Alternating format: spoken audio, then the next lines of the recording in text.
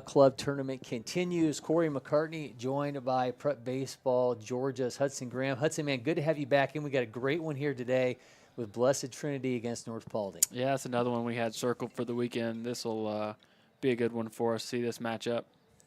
All right, so let's go inside these lineups real quick. We got Blessed Trinity, Anderson Diedrichs leading off, followed by Sean Green, Aiden Zagrin, Cade Kiss, Michael Zito, Caden Dawson, Carson Zagrin, Davis Bilestein, and Andrew Dabbs. They got Joseph Contreras on the mound. And for North Paulding, Victor Junko, Cade Cox, Caden Sheffield, Nathan Rowland, Yenny Nolasco, excuse me. Gonna have to talk to Yenley before messing that one up there. Jonathan Croxton, Noah Schmidt, Wesley Mooring, Bryce Tibbetts, and Deshaun Morgan, who's on the mound right now.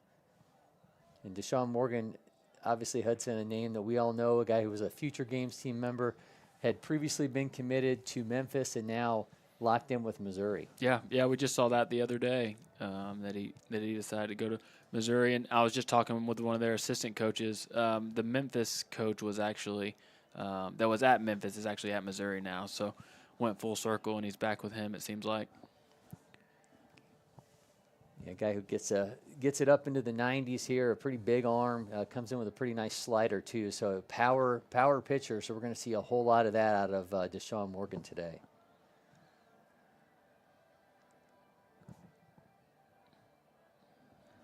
Clips him there, lead off hit by pitch. All right, not the start that Deshaun Morgan wants, and going to be going against a lineup that's awfully strong here in Blessed Trinity. Hudson, they've always seemingly have a long string of commits on these Titans teams, and this is no. I mean, there are 4 signees, 6 committed players in all, so plenty of talent to go around here and lots of depth, and this is going to be a big challenge for North Paulding. Most definitely, yeah. This will be a tough lineup for Deshaun to face. Couple young guys, couple older guys. Pretty good mix for Blessed Trinity as we got Sean Green up here, Coastal Alabama commit, I believe.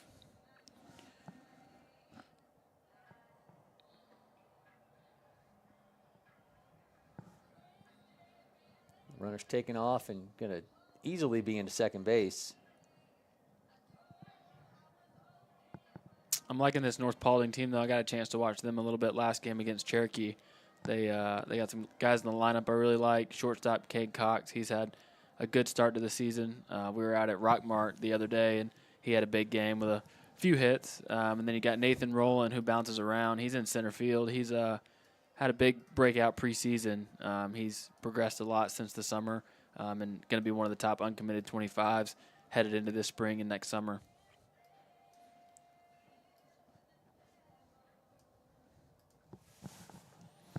Fires that one foul.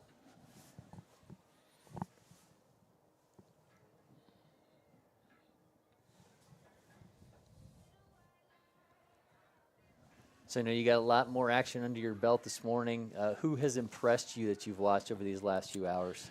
I just peeked over at David Jackson Jr. He hopped up on the mound for Alexander, ran the fastball up to 88, had a good showing at the plate yesterday, but I was excited to see him on the mound. I didn't get to see him on the mound at preseason.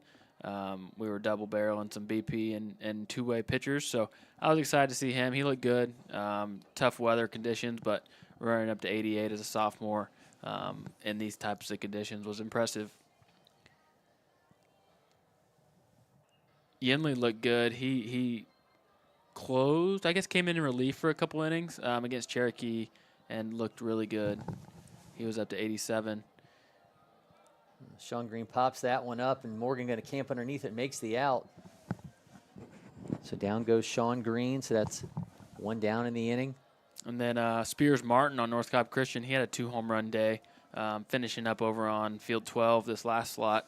I was able to snag one of his home runs, but then he hit another one later in the game. Here comes Aiden Zagrin. Had a chance to chat up both of the Zagrin twins pregame. It was kind of fun. Had them scout each other as players. They had some good things to say. And I was interested to know, one from a recruiting standpoint, how they're approaching it. Obviously, they're being pretty clear. They're a package deal. Runner's going to take off for third and going to be in time. So, a little bit of a wrinkle as the two of them try to find the next home that they want to stay together, and you can't blame them. I mean, obviously, it's a bond that Few people can even comprehend what that's like. And then, just to have somebody else, we think about so many of these kids going through this process together and playing on these stages together and going to the showcases like the Georgia preseason All-State, and having somebody that you can do that with, that sometimes your harshest critic and your biggest fan, I think makes for a really interesting dynamic. Yeah, they'll be fine wherever they end up. They compete. They're ball players, so regardless of what happens, they'll be all right wherever they end up. Aiden had a really good hit last night against Reed Worley for Cherokee. He had a big game on the mound, but Aiden was able to squeak one back up the middle. Not squeak one. It was really hard hit. One of the only hits of the night for BT. Yeah, we've seen some fantastic pitching over this event. I mean, Cherokee just had a combined no-hitter against the Walker School. So, I mean, there's a whole lot of arms on display over these 2 days for sure. I know these pitchers, once they get warm, it can be deathly for a hitter in these types of conditions, especially if they're not warm. It can be a pitcher's advantage. All right, so mentioned that Aiden Zagarin is up right now. He's going to be followed by Cade Kiss. Cade, a Georgia Tech commit, on the on-deck circle. Cade and the Zagarin twins were actually on the JFG team together back when the 2025s were 14. Reed Worley was on that team as well. Wade came over and showed the Reed came over pregame and showed the Zagarin twins some love. So those bonds certainly run deep once those kids have spent that time together. Yeah, that 2025 team back when they were 14, if we could go play a future games this coming up summer, it'd be a pretty stacked roster. Kiz had a big playoff last year for BT, but he's the same way. He's a competitor. He gets it done at the plate. He's not going to get overpowered. 6 foot, 170-pound junior. I mean, the kid's absolutely put together. The second-ranked third baseman in Georgia, 21st overall. First team All-State last year. I mean, the kid hit .436 with a .564 on base percentage, 4 homers, 33 RBIs, 14 steals. Remember last NPI, he hit a 92-mile-an-hour line drive triple to the wall, so Cade can flat-out hit. Yeah, I was talking to his trainer last night. A local sports performance place was here watching a ton of guys, and they said Cade's been getting after it in the weight room.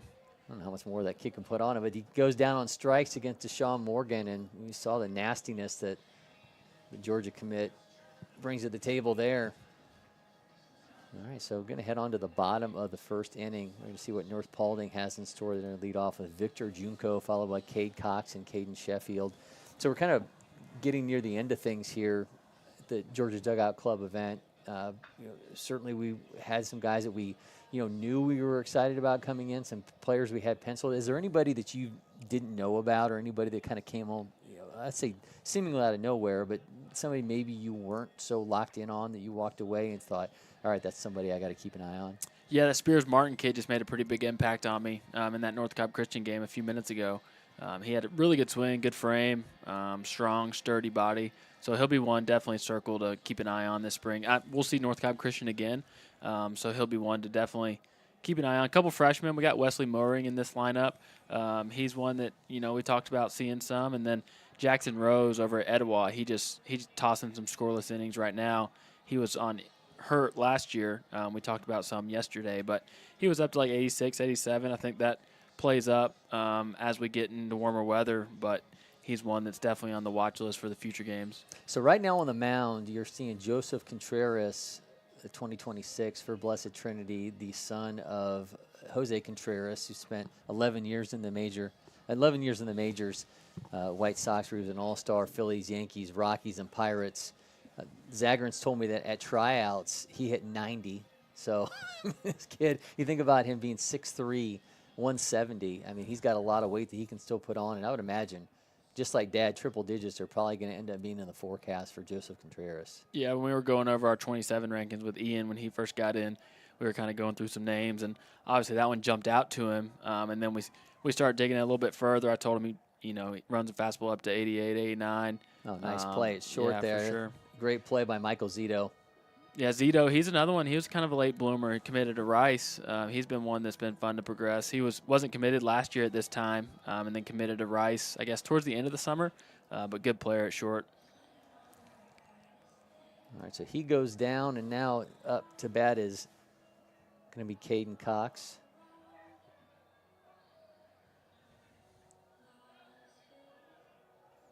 Caden Cox, 2026, 5'10", 155-pounder. Cade's one of those kids that can make any team better. He's going to be the guy in the infield. He's not going to make errors. He's going to make the routine plays, and then obviously at the top of the lineup, you can see he's going to get his hits, take his walks. And a 3-hit performance earlier this week, including a bases clearing double. So just kid's an extra base machine.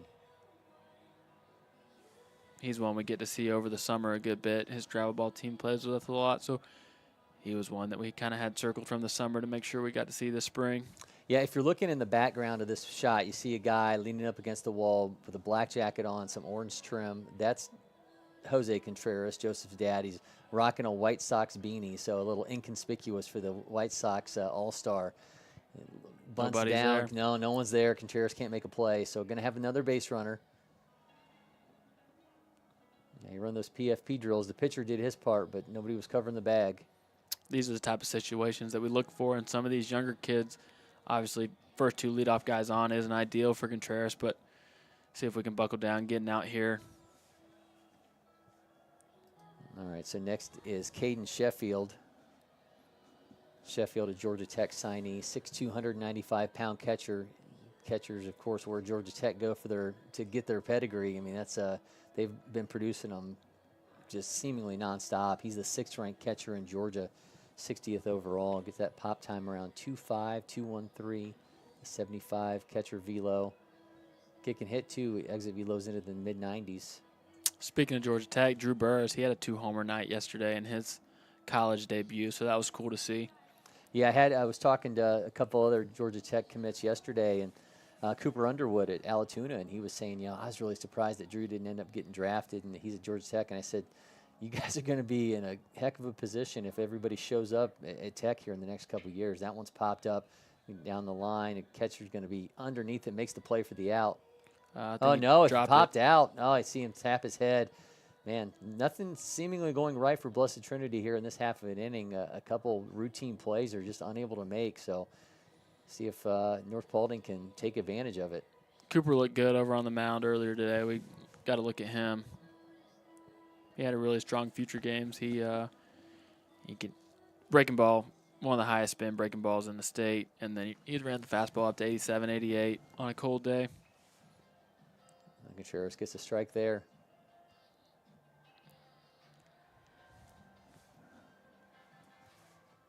All right, 2-2 count. Still looking for the first out in this inning. Had a couple opportunities, but could not capitalize.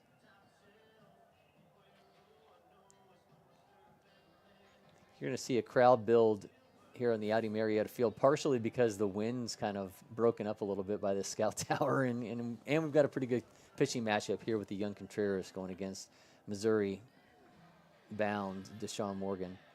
I threw him into going to Georgia there. I guess I was trying to help them out in another SEC East school, but fires the third. The throwback can be not in time.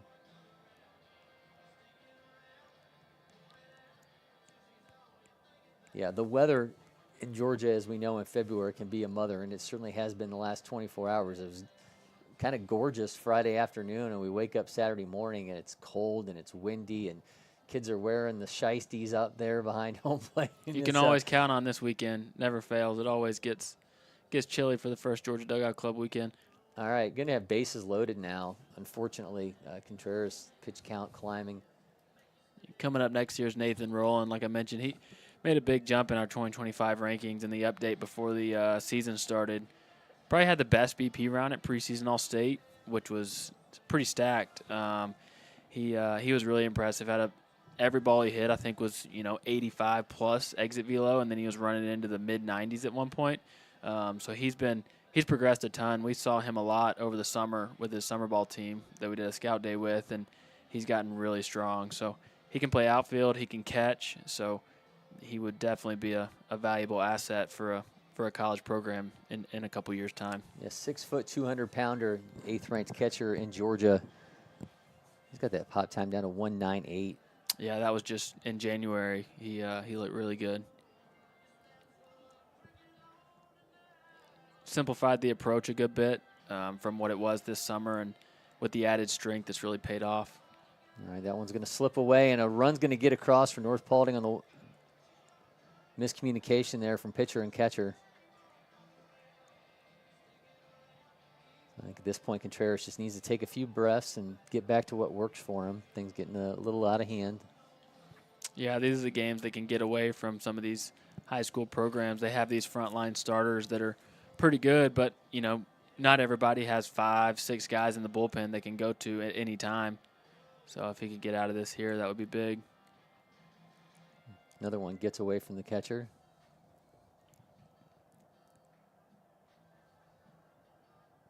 Yeah, I know it was tough on the kids too, because the Cherokee Walker game ran long, and so they went out, they got loose, everyone was ready to roll, and then the game just kept dragging and dragging and dragging. You know, our broadcast starting about an hour later than we anticipated, so then everybody had to go out and get warm all over again. And I'm sure Contreras had whatever pregame he was going to go through, and it kind of had a little bit of a wrench thrown in it, I'm sure. Mm-hmm. Yeah, we've had some quick ones today, and then we've had some long ones too. You never know with these high school games. Here comes the 1-2. He's not chasing that.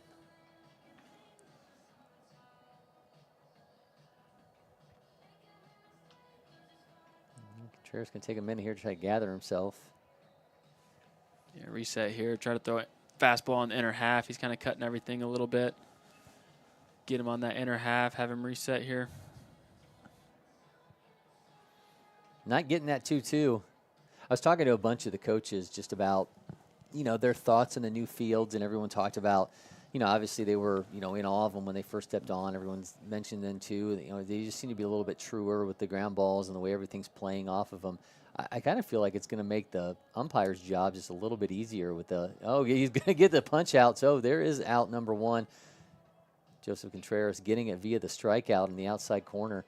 But you think that outside corner is all the easier for these umpires to see now that we've made it a little bit lighter surface underneath it. So. Yeah, that white's a little brighter, and then this lighter brown is a little brighter as well. So, yeah, it was a tough pitch on the outer half. We got Yinley coming up here. Yinley had a big home run to dead center Friday night. I didn't get to see it, but they said it was crushed. Anything dead center here, you got all of that one. Yeah, Yinley Nolasco, a big two-way player. Guy who can run. Right around the 6'9" range in the 60s. Gets that exit velo mid 90s. Guy who gets the fastball near 90. So he's got a little bit of everything if you're looking for a player. Get it all done in the outfield and on the mound. We've seen him in the summer before. He plays on a pretty good ninth inning Royals team, or did, but he's gotten way bigger. Definitely noticeably taller, stronger. Yep. All right, get him in the rundown. Nolasco is going to be at first, but they're going to trade. Guy on base for an out. So 2 down in the inning. All right, Jonathan Croxton's turn now. Croxton, Columbus State signee, 5'11", 178-pound righty. Columbus State, they're known for their hitting. So if that's any indication of where he's committed, Croxton can definitely swing it. Yeah, they got Victor Junko, too, as well, who hit leadoff for North Paulding in this one. Another Columbus State signee, that one right down the middle for a strike. Luke Miller over at Cartersville, he's Columbus State as well. He had a big night a couple nights ago with a home run against Kennesaw Mountain. It's a good breaking ball. All right, starting to ease in a little bit here. We'll see what he can do. Got him down 0-2 in the count. Yeah, those rundowns like that, those can be a big confidence boost for a pitcher, especially when you're struggling a little bit. Taking those cheaper outs can be, especially getting the lead runner, that can take some pressure off. But this BT lineup, they'll be in it. I know Deshaun's definitely a tough arm to deal with, but they always seem to get it done. Misses on the, looked like a changeup. He just got a little loose from him there. Got some Walton guys hanging out behind the plate. All the guys love this tournament. They get to see so many of their buddies and guys they play summer ball for. Everybody's running around watching guys in between games. Makes it 2-2 on that miss.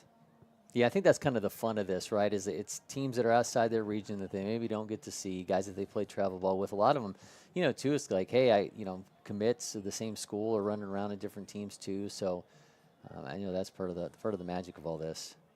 Sends that one foul. The Georgia Dugout Club, they've always been predominant here in Georgia. They do a great job with their preview magazine, a lot of good information in there. Get to see all the state records and rosters and who to watch, some key returners, all that good stuff. So they're always helping us out before the season, making sure we know who's who. Good pitch. All right, gets that one down. The throw going to be in time to get them out of the inning. Looked like the batter kind of kicked it there. Yeah. I think that's what the umpires are going to talk about here, but got the out regardless. All right, well, we're going to be through one. It's 1-0. North Paulding will be back with more shortly from LakePoint Sports. Brands at the best prices. More of this, and this. So you can get together for a little of that, and a lot more of that. And even some of that, and that's good. Have more fun with great brands at the best prices. Only at Academy Sports and Outdoors.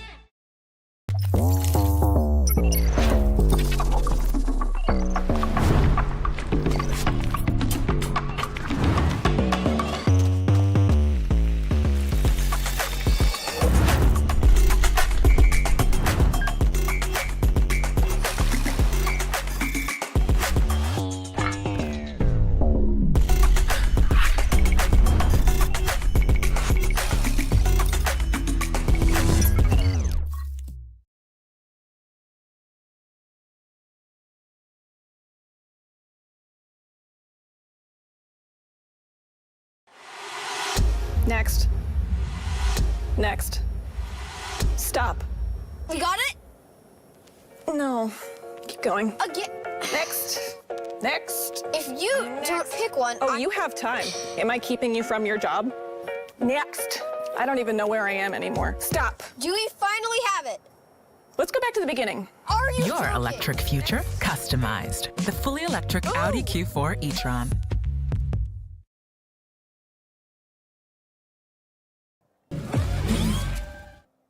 Welcome back to LakePoint Sports. Cory McCartney, Prep Baseball, Georgia's Hudson Graham. And Hudson, we're looking at this pitching matchup. You were just telling me the velo numbers that you saw on young Joseph Contreras. Tell me what we saw to him that last half an inning. Yeah, Ian's down there getting a good look at him. He said really mature stuff there. Getting out of that with only one run is huge. Like I mentioned right before that, stuff like that is what we see in these younger guys. It goes a long ways. Guys that can work out of innings like that, that could have easily been a 3-4 run inning if he didn't buckle down there and get out of it. Yeah, obviously we knew this pitching matchup was going to be a lot of fun, and we're now seeing Deshaun Morgan up and delivering here, just running things. I mean, we know this guy can get a fastball into the 90s, and right now he's got Michael Zito. You mentioned on his way to Rice, and this kid can just flat out hit as well. He can. Deshaun, he's 87, 89 right now, which is pretty impressive in this type of weather. So I'm sure he'll get better as he gets going, but Zito looked like he was on that one pretty good there. Yeah, Zito, 6'2", 185 righty, 21st ranked shortstop in Georgia, number 105 overall. Committed to Rice back in September. Just an instinctive defender. That's kind of the run on him, smooth hands. So we've seen him a lot, part of this Blessed Trinity program for a while now, and we know the guys that have come through this program. I think that's one of the more fascinating things about it. And I talked to the Zagrins about is how as an upperclassman, what you learned from the previous upperclassmen, and then what you pass along to the younger guys. And I think that's a big part of how they operate at Blessed Trinity. Definitely, especially with the names coming through. You had Milford last year passing the torch off in the outfield. Yep. I'm sure those guys learned a ton from him. All right, Missouri signee Deshaun Morgan. Get it done here for North Paulding. Kind of backed up on him. Yeah, Yeah, that's a good pitch, though. Catcher was set up on the outer half, but it backed up. All right, 2-2's your count. 1-0's your lead here for North Paulding in the second inning. Morgan up to 23 pitches so far.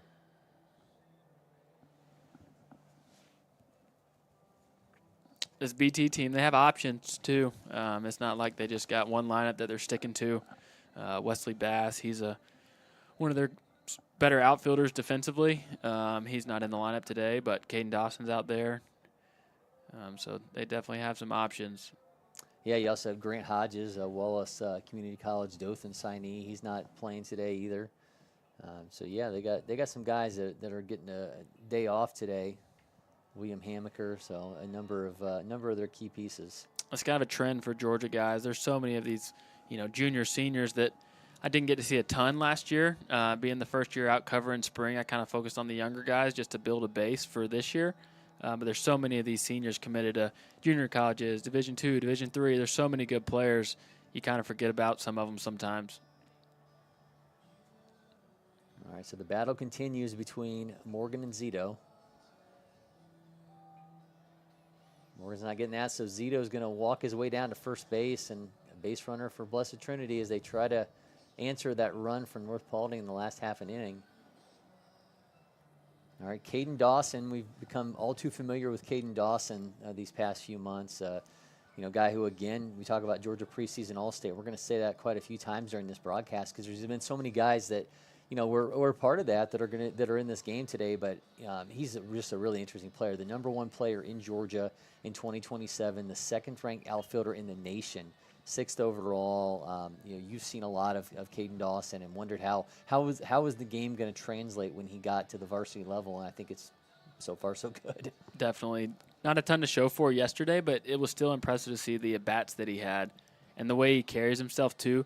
Even if he struck out or rolled over, whatever it was, you can tell the wheels are spinning up top, and he has a plan. He knows what the pitcher's doing and how he can change his approach the next AB. So guys like that, it's really impressive as a freshman especially, but all those guys that are highly ranked in the country, they know how to play baseball. There comes the 0-1. Watches that one. Oh, just miss. Yeah, he told me he was on his way to Utah for a ski trip when he got a call from his advisor that told him that he had been ranked as the #6 player overall in the country and the #1 player in Georgia, and his answer was, "Holy crap." That's funny. But he kind of told me, he knew he had obviously he knew he was going to be up there just from the fact that he's been around. But I think he was a little surprised he was that far up there. Yeah, I was really excited when we reached out trying to get him to come to preseason All-State with the caliber event that it was turning into. We're like, hey man, we really want you to be a part of this, see where you stack up. Obviously against the 25s and 26s, but it was great to see him early in the spring, get a full BP round from him. The arm's electric from the outfield. It's into the low 90s, so he's going to be fun to watch this year at BT. That one's skipping away. Were you surprised? I mean, most of the time when we have these preseason events like this, they take place here at LakePoint Sports, but obviously with the field resurfacing, that just wasn't an option, so you'd move things to up there to Flowery Branch, and obviously a bit of a drive for all of us. I mean, some of the kids, I know the Gainesville guys absolutely loved it, but were you surprised by the turnout considering the kind of change of venue and swing and a miss on that one? Were you surprised by some the amount of guys and the caliber of guys that ended up showing up for that drive? Yeah, the thought on that was the weather in January in Georgia can be hit or miss. Last year, it wasn't a great preseason All-State. The weather wasn't great. It was out here at LakePoint, still kind of raining, misting, super cold. So went back and forth on it. Wanted to see if there was one field going to be done, as he gets him swinging there for the strikeout. But probably could have ran it here. But we were excited with the indoor facility that we were able to find. And definitely a little nervous about it. Really good space. BP was great. Infield, outfield's great. Pitchers had some portable mounds we rolled out. Got 2 or 3 of them going at a time. So it turned out really, really good. But the numbers definitely surprised me. I knew we had a good grip on the 26 class, but when we got 43 of the top 100 coming to it, it was really exciting, and the names just kept rolling in. So couldn't have asked for a better event to kick off the year. Carson Zagarin shoots that one into right, going to camp underneath it for out number 2. So 2 down in the inning, and now it's going to turn it over to Davis Bielstein, the DH. And as a whole, prep baseball, that I would say, I would go out on a limb and say there's probably more indoor showcases than outdoor showcases that time of the year. The northern states are so prep baseball heavy that they're running 10 to 15 events in the winter up there because they have such massive indoor facilities to operate out of. So we did Super 60 at the Max, just right outside of Chicago, and as soon as that event was done, Prep Baseball Illinois was running an event later that day, so everybody had to run through and get all the Super 60 stuff done so these other kids could come in and do one of their events. So, yeah, I mean, they were taking that thing to the Max that day. It's a machine up there, yeah. They run an operation, that's for sure. They run guys in and out of those indoor facilities like it's nothing. So I was a little nervous with the numbers that we had in the indoor, but we split up everyone by position and thought it ran pretty smoothly. Good swing there. All right. Looks like he got Bilstein under a little skies bit. that one, center field, right center, out number 3. So through 1.5, it's 1-0 North Paulding over Blessed Trinity.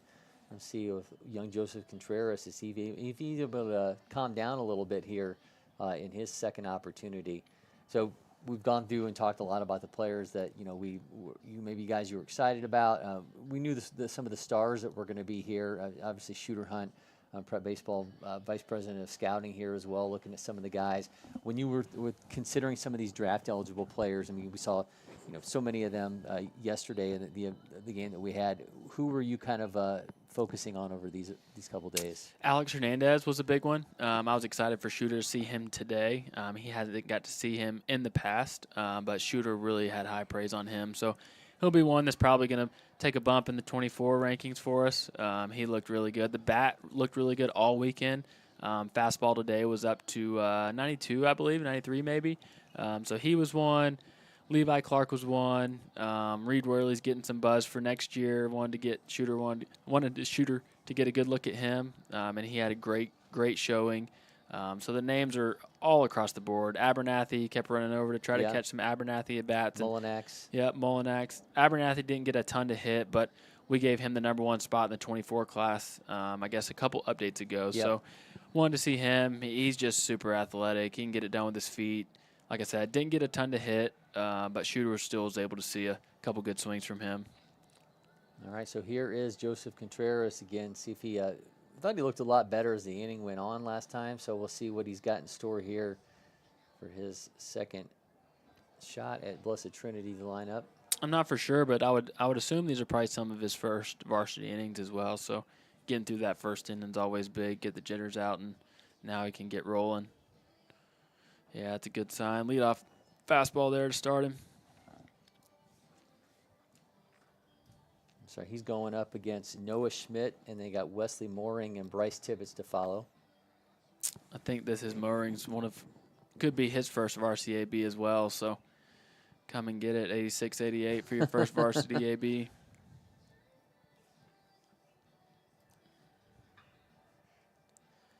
A lot of good freshmen running around. Westbrook was over there hitting today.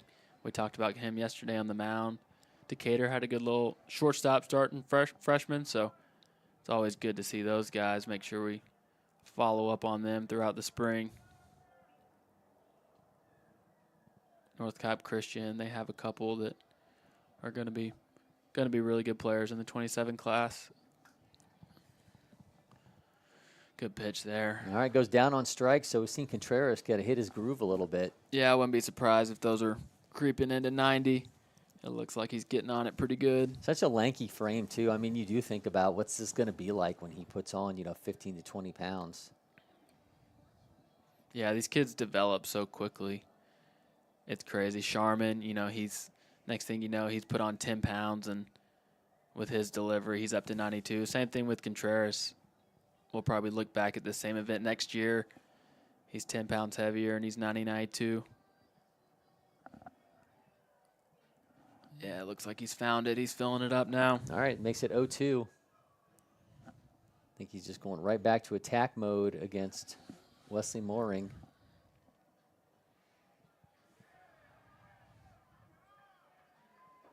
I miss. Makes it 1-2.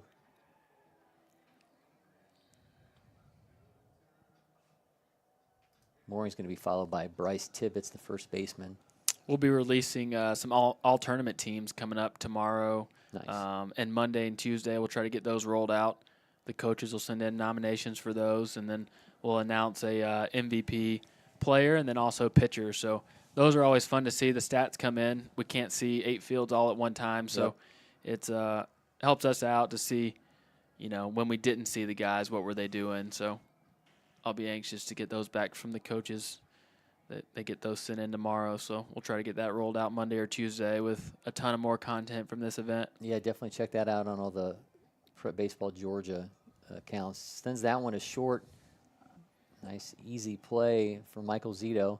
We have some new stuff on the site this year, too, so everything will live in the GHSA tab on our Georgia website. So we got everything from scout blogs from all the games that we're going to Power 25 rankings, and then we got the classification rankings back this year too. So we'll be updating all that stuff weekly. The scout blog, it'll update daily as we go to games. So be sure to check that out. We'll have a ton of stuff coming there, along with Player of the Week. Coaches will send in Player of the Week nominations every week. So a lot of good stuff in there if you want to check it out. Yeah, absolutely do that. Here's Bryce Tibbetts, the LaGrange College signee, 5'9", 160. Plays outfield and first base. Also a left-handed pitcher.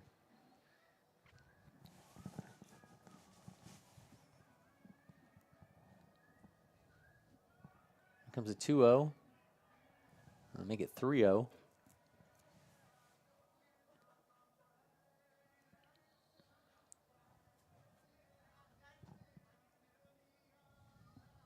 That one right down the middle, back in the count.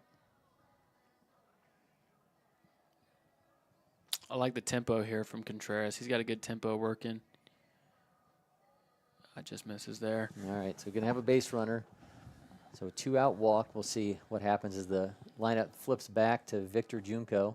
Yeah, that's a tough one there. It's always, you always want to get that last guy and not turn this order back over, especially this Wolfpack order there. They're pretty stout, starting at 1 all the way down. So big out here for Contreras. As you say, Columbus State signees. You know, Columbus State likes hitters, and we'll see Victor Junko, a Columbus State signee, if he's up there in hit mode.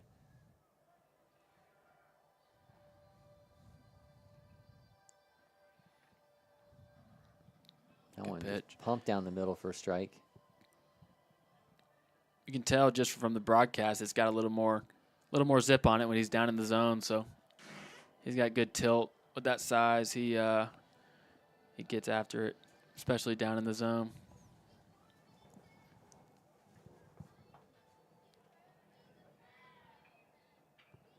All right, comes the 1-1. No can do, makes it 2-1. Or excuse me, 2-2 we're saying. Oh, it should be 2-1. I'm going off game changer. He's going off of his fingers. We're going to figure out what's right. Now it's 2-2. Big pitch here. I'm sure we'll go back to the fastball in the outer half, if I had to guess. Got Avery Hunt going to join us here in a minute. Hudson, I think if you go out and try to sell some blankets today, you might make some money. Swing and a miss. All Yeah, right, good they're pitch. out of the inning. So we're going to be through 2. It's 1-0 North Paulding with the lead over Blessed Trinity. Hudson, man, appreciate you stopping by. Yeah. Avery's going to step in and relieve you. But go out and see some more action. Make sure everybody's checking all that they're delivering here on the Prep Baseball Georgia website. You heard all the great stuff Hudson says you've got coming, and so much more coming from this tournament. We're going to be back with more shortly here from LakePoint Sports.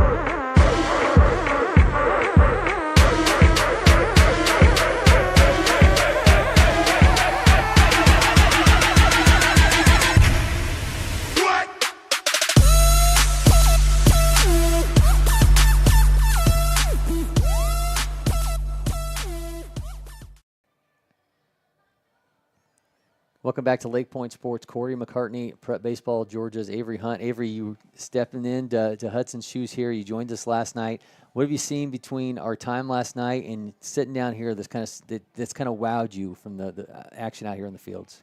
Yeah, I mean, I think the thing that obviously, if anybody's checking box scores, that jumps off the page at you is the way Etowah's played. The first 2 games this morning, their offense, I think put up 28 runs in 2 innings, in 2 games. So that's, as the coaching staff, I'm sure those guys are very happy with the offense, and the pitching staff only gave up 1 run in over 2 games too. So they very dominant performance for those guys this week so far. Yeah, so. they were dominant. Cherokee has a combined no-hitter against the Walker School. So the Cherokee County schools, man, they're coming correct over the Georgia Dugout Club event. Absolutely. Cherokee played great in all their games as well. Went 3-0 this weekend and get some stellar talent. So those guys seem to find a way to win.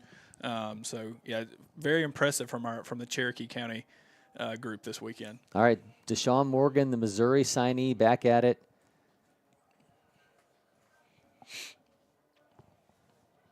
1-0 is the North Paulding lead here.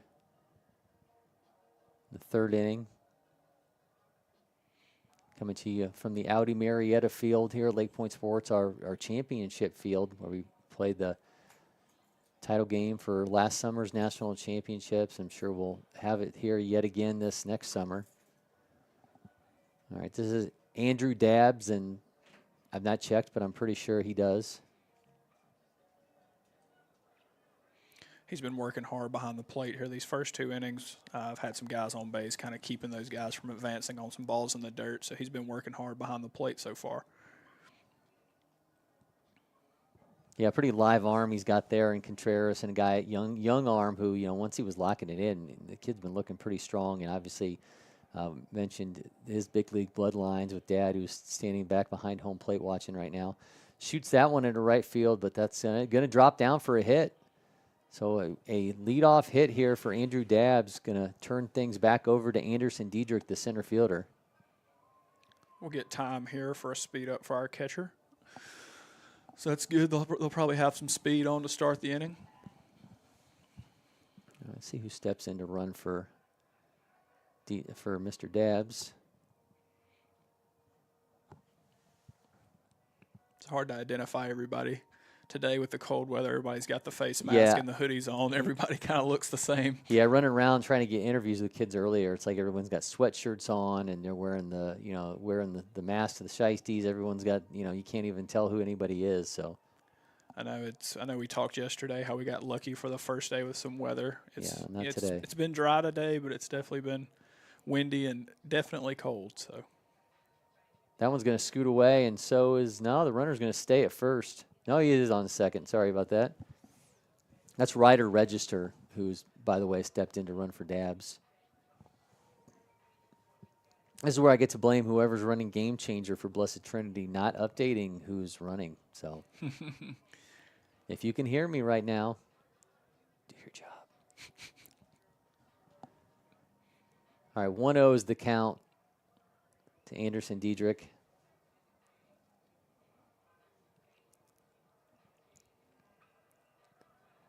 Diedrich, Piedmont College signee. Shows bunt, lays it down. Throw to first. Oh, little bit of a disconnection there, but gets the out.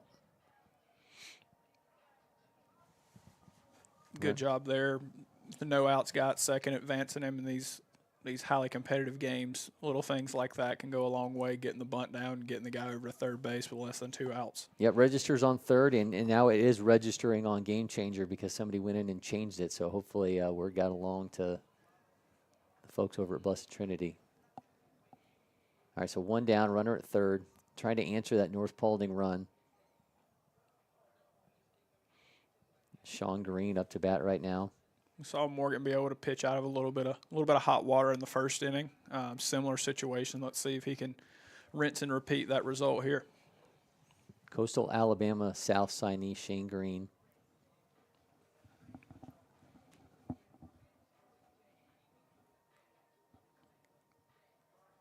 Excuse me, Sean Green. I'm thinking about the old major leaguer. So Sean Green watches a strike. Green got plenty of juice. Might be the biggest power bat in this lineup, so we'll see if he's able to cash in here with a runner at third. 5'11", 220. Kid's built like a fire hydrant. Now, catcher tried to pull that one back in, but it's not happening.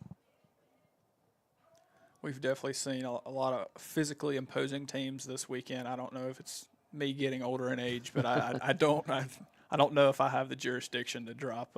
These kids are bigger than I remember than we were at that age. But yeah, there's a lot of really physical teams at the event this weekend. Skies that one foul. Well, I mean, I think you look at the size of some of these kids. You know, you think about, some of the younger kids that we're seeing right now. I mean, Caden Dawson, 2027 at 6'2", 200 pounds. I don't remember any 6'2" kids that were that were freshmen back when I was in high school. That wasn't happening. Yeah, it's definitely different these days, but it's good. It's good for the sport, so that's always a good thing. Yeah, everyone's progressing earlier. Everyone's making a case for earlier playing time, even earlier, and got them down on strikes. It's another nice pitch from Deshaun Morgan. Similar situation here for Morgan as well. I think, if I remember correctly, he punched out a guy in the first inning with less than 2 outs, guy on third base. Yeah, that's 4 strikeouts so far. Deshaun Morgan looking awfully strong.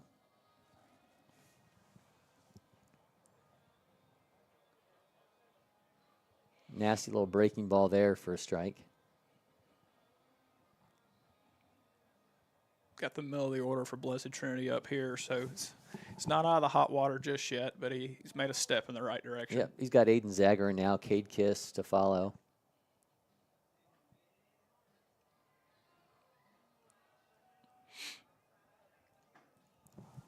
Catcher tried to pull that one back in, but looks like it was just off the outer half. That's another, you and I have talked about in the past, the way catching has changed and the way that the kids seem to be so much more advanced, but just the way, everyone's trying to frame now, everyone's trying to pull up to meet the ball, and it's just, it's permeated everything, and you're just seeing so many kids with the ability to kind of steal pitches or obstruct the view or, make their pitcher, get something across that maybe wasn't a strike and deliver it for them. I think it's been fascinating to see the way that the catchers have been able to pull that off. Skies that one to right field, going to be underneath it for an out. So Deshaun Morgan gets himself out of trouble again, leaves a runner at third. 1-0 continues to be your lead for North Paulding over Blessed Trinity. We're going to move on to the next half of an inning and see if Joseph Contreras, what he's got in store for us. He comes out for another half of an inning. So we're going to be wrapped up here with this event pretty soon. We're going to move on to one of the Sunday series tomorrow here at LakePoint Sports to see the little guys. I know they're going to have to move the mounds up. That's going to be one of the interesting things about our new design fields and these new mounds is they have to basically get a forklift out there to move these mounds. I know you were kind of part of the process earlier this week. Tell us everything that no one knows that goes into getting these fields ready. Absolutely. I know if you've played or been to a youth event here in the past, we've had the typical portable mounds that you put on top of the mounds. We did have the permanent ones at the 60 foot 6 inches, but with our new mounds, they I think they're 6 pieces. So you have 2 front flaps and then the 3 back and then the main piece. So you basically will take those apart and then then move the middle part forward. We have marks on the turf of where the back of it's supposed to go. Tonight will be our first time moving them. So our moving them obviously forward and backwards. So we'll it's going to be an experiment. They're not the lightest things. Yeah, I've heard they're pretty heavy. Yeah, they're not the lightest things that I've ever dealt with in my life, but I'm excited for the younger guys to get to pitch off, the same mound that we're obviously seeing these top guys pitch off of too. So it'll definitely be fun for those guys. All right, Contreras opens up with a strike, and going to be fun to see these kids in action. I'm enjoying seeing these kids in action as Blessed Trinity trying to hold North Paulding at bay. They trail 1-0 here in the bottom of the third. That miss makes it 1-1. So Cade Cox right up now for North Paulding. A year ago, North Paulding went 23-12. They end up reaching the Final Four in Class 7A. Got 8 position players back, 4 pitchers back. Really just led by a couple of really strong pitchers. We've seen Deshaun Morgan. They also have Caden Hewitt.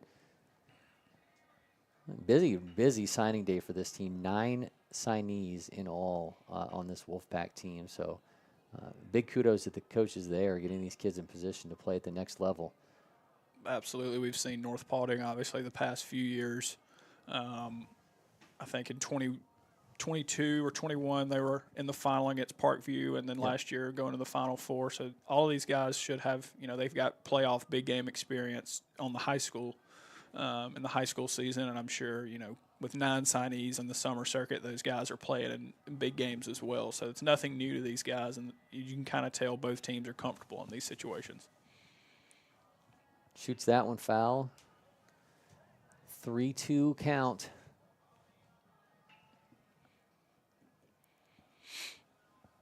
Young Joseph Contreras not scared to just attack these hitters. I told Hudson that the Zagrin twins told me that he had hit. Oh, he's going to get the strikeout on the corner. Nice piece of pitching there from Joseph Contreras, who they told me hit 90 during tryouts, and they were like, "Man, that kid's got something going." Must be nice. Yeah. Sophomore in high school, already touching 90. You can see it. I mean, he's projectable bodies. You see there, he mixes in the breaking ball. Has been able to kind of settle in and find the strike zone a little bit more here in the later innings. It struggled a little bit in the first. Ooh, Caden Sheffield got to get out of the way of that one, the Georgia Tech signee.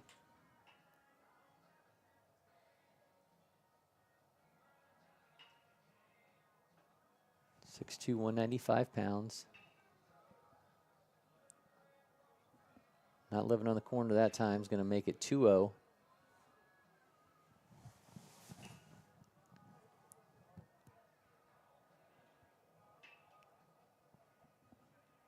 And shoots that one foul.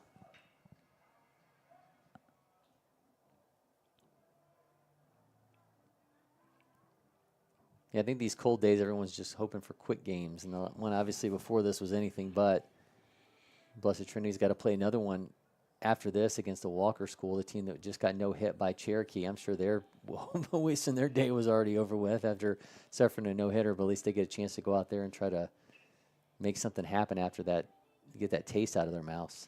Absolutely. I mean, we've seen some good baseball, so most games are moving pretty quick. I know on these cold, blustery days, it's tough out there for fans, players, and coaches. It's not the most ideal weather, but it's something that everybody's having to deal with. So that walk made it 58 pitches for Contreras. So gets a visit from Jamie Wagner. We'll see how much longer he's going to let the youngster continue. Now he's going to leave him back out there, see if he can get out of this inning. It's always interesting to see earlier in the year what the pitch count limits are for these guys. I know GHSA has their own stuff in place, but most coaches aren't rolling guys out, 5, 6, 7 innings earlier in the year, trying to build everybody's stamina up and stuff like that. Well, he's facing Nathan Rowland now. Nathan, another guy who appeared at the Georgia preseason All-State back in January. Made a really nice impression with his work behind the plate. 198 pop time, 83 catcher velo. That one scoots away, and the runner's going to be on his way to second base. That one came pretty close to hitting our camera. Catcher's worst nightmare there. You usually don't mind the breaking balls that bounce, but the fastballs are usually not the most ideal thing to try and get in front of here. All right, so runner in scoring position. Remember, North Paulding's already got a 1-0 lead. Taking advantage of some pass balls. That one in for a strike. Makes it 1-1. Rolling 6 foot, 200 pounds, junior. It's just some great catchers in Georgia. He's number 8 in the position. He shoots that one into left field. Excuse me. No, that's not going to the second baseman. Looking at it from a weird angle on that camera. That's going to be an out. Runner's going to stay at second.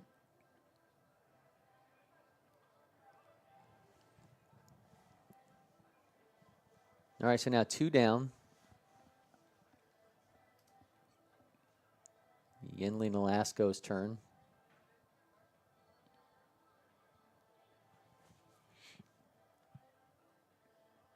(6'3", 186 pound.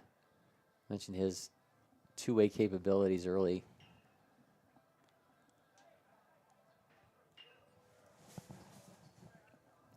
Kale does a little bit of everything. See if he can come in with a runner in scoring position.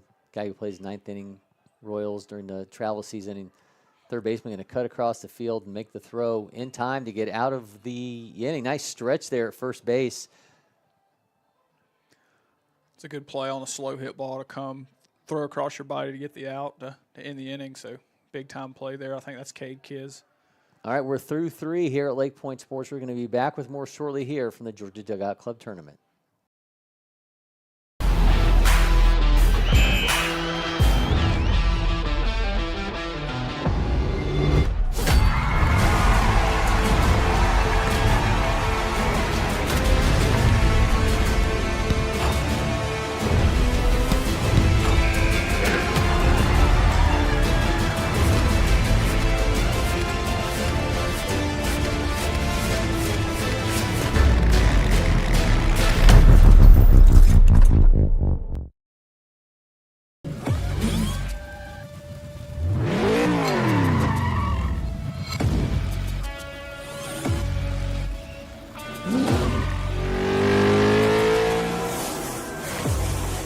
Making every second count.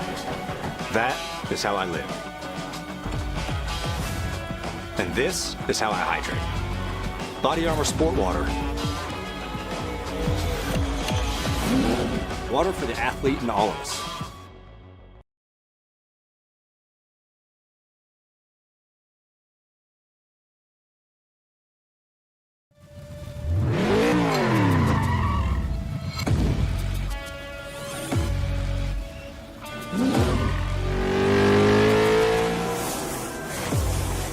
Making every second count.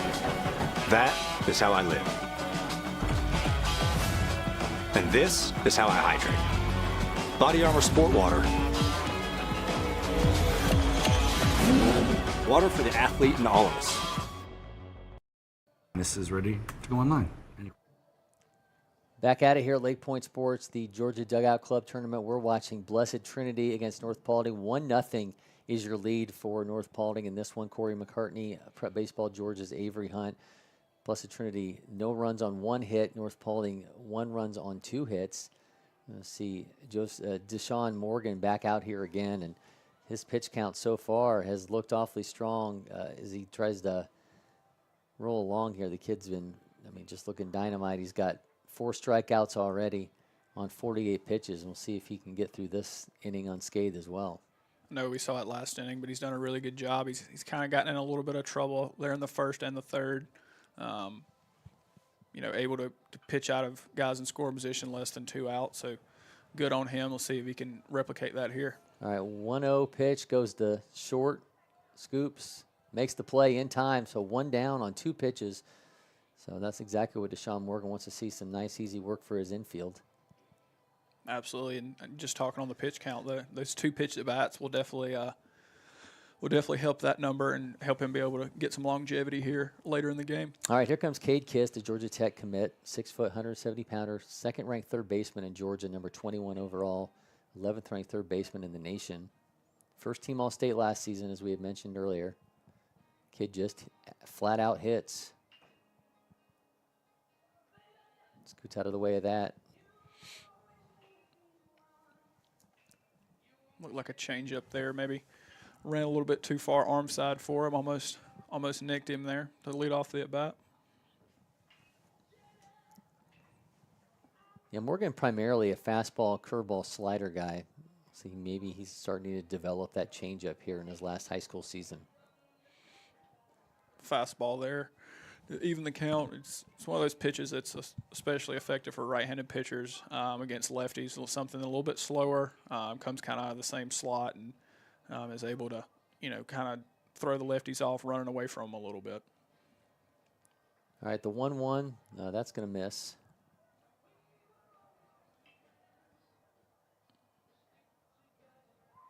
I'm a big fan of the uniforms that North Paulding wore last night where they look like the Yankees. I think that's a pretty strong look for them. I was talking to Cherokee's coaches about, how they kind of borrowed some stuff from the Cincinnati Reds in their look, their little Mr. Red. They kind of taken that mascot and put them on their uniform. And I think it's always fun to see how the high school teams kind of adapt what you see at the major league level into their own uniforms. Absolutely. I know we've obviously seen Vanderbilt and the stuff that they've, even at the college level, the stuff that they've kind of debuted and showcased. And I think Kel had a good one today with the black on black with the orange stripes was a good look. Yeah, I was talking to Seconders coaches, a school that's only been around for 2 years, and they have kind of a really kind of interesting, like almost like greenish blue, and they said they can't find anything in that color. So, they kind of have to, they can screen print it onto certain things, but they can't find really a lot of stuff because it's such a unique color. And obviously, the kids today, everyone wants these kind of, these accent colors. So to them they have one that the kids love. It's just they're having a really hard time finding anything that's in that color scheme and going to get him down on strikes. Breaking ball there, froze him. The 2-strike count. Probably looking for something else, maybe the fastball there. All right, 5 Ks for Deshaun Morgan. So now he's got Caden Dawson. We've talked at length about Dawson his last time up, just what this young kid brings to the table, just a lot of expectations. He told me he uses that ranking, which is number 1 in Georgia, number 6 overall in the nation. Says it's an expectation for him to perform the way he should be performing. So this is a guy who likes to carry this kind of a weight.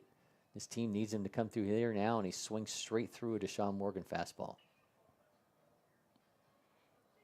Just under that one, it's always fun to see younger guys like Dawson be able to step in and look comfortable in the box, especially against somebody like Morgan, obviously a SEC commit, and not look, just be able to have some comfortability at the plate. So that's the first step. I mean, his exit velo is already close to 96 as a freshman. And he's going to be a special player. I mean, I don't think there's any question. By the time we're talking about him as a junior and senior, it's going to be elite level performances. He's able to get ahead here after falling down 0-1, get a little bit better of a hitter's count. All right, that was ball 2.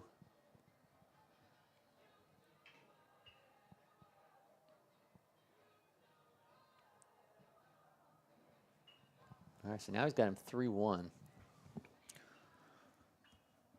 Maybe a little bit of frustration. Morgan's up to 60 pitches now. Looked like the changeup we were talking about earlier there against the lefty. 2-1 count. Player like Dawson, maybe not wanting to throw him the fastball. Maybe get him to be a little bit out front. Swing and a miss, so makes it 3-2.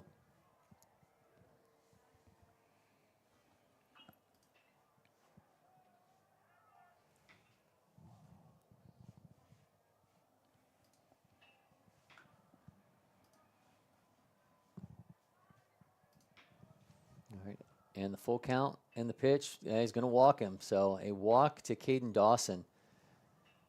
So that's going to move it on to Carson Zagrin with 2 on and 1 out.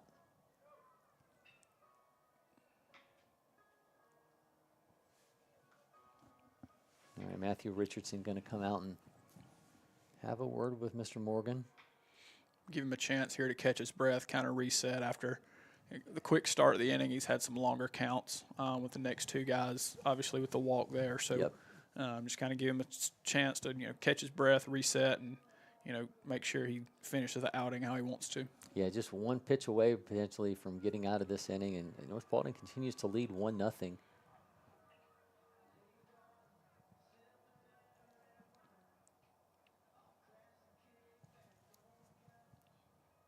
Similar trend in this game as we've kind of seen in most of the other games. The pitching's got the upper hand early in the season, especially in the cold conditions. It's not the most ideal hitting weather. It's kind of seeing the same thing here.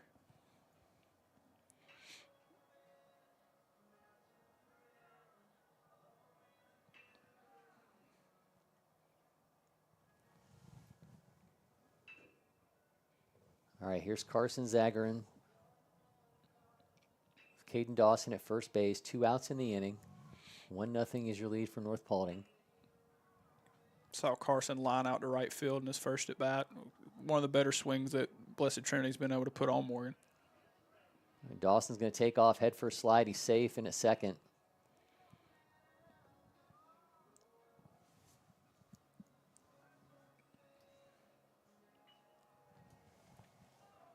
All right, so the freshman's got a steal, and now a runner's in scoring position for Carson Zagrin.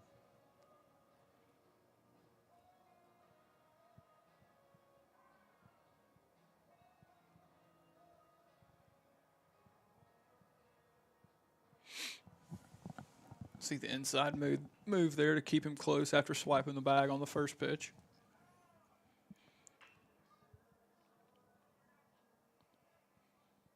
All right, the masked man, Carson Zagrin, ready to see the pitch. Now Morgan's going to hold on to it still.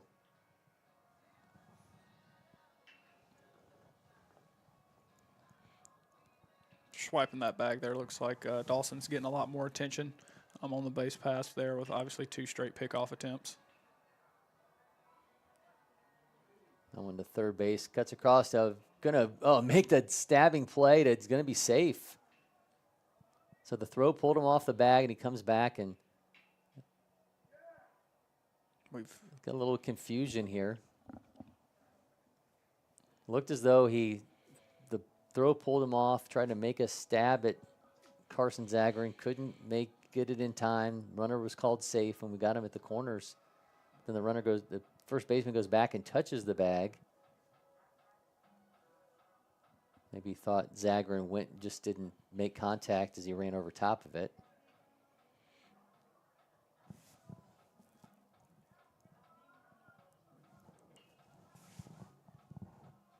conversation here, maybe to see if the plate guy saw something that the guy in the field was not able to see.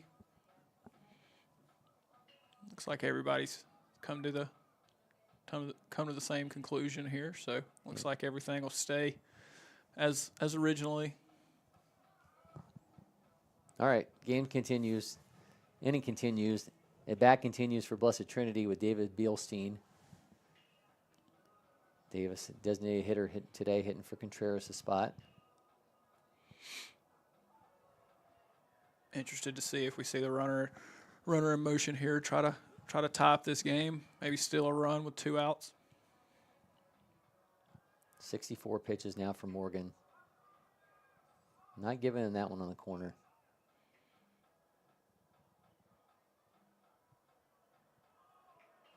Maybe a little frustration showing from Morgan.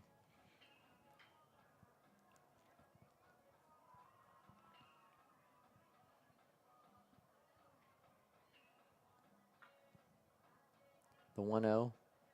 That one misses inside.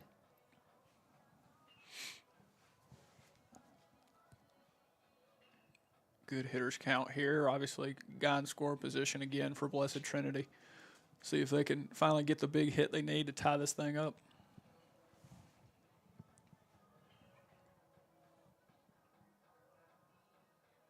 Swing and a miss on the 2-0. Nice breaking ball.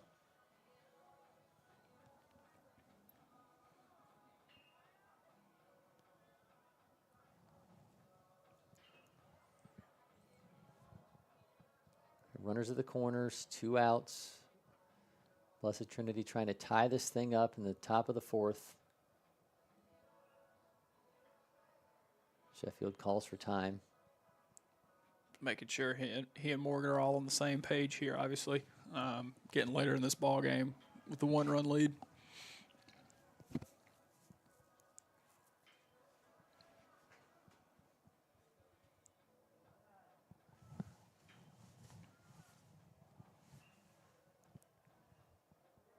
All right, 2-1 count. 2 on, 2 out.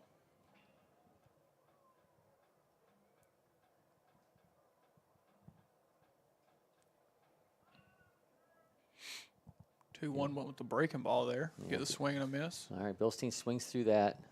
Makes it 2-2. Good job by Morgan there. The throwback from the catcher didn't make it all the way to him, and tight games like this, just keeping that ball close by with the runner on third. All right, you got Andrew Dabbs on deck if this thing continues.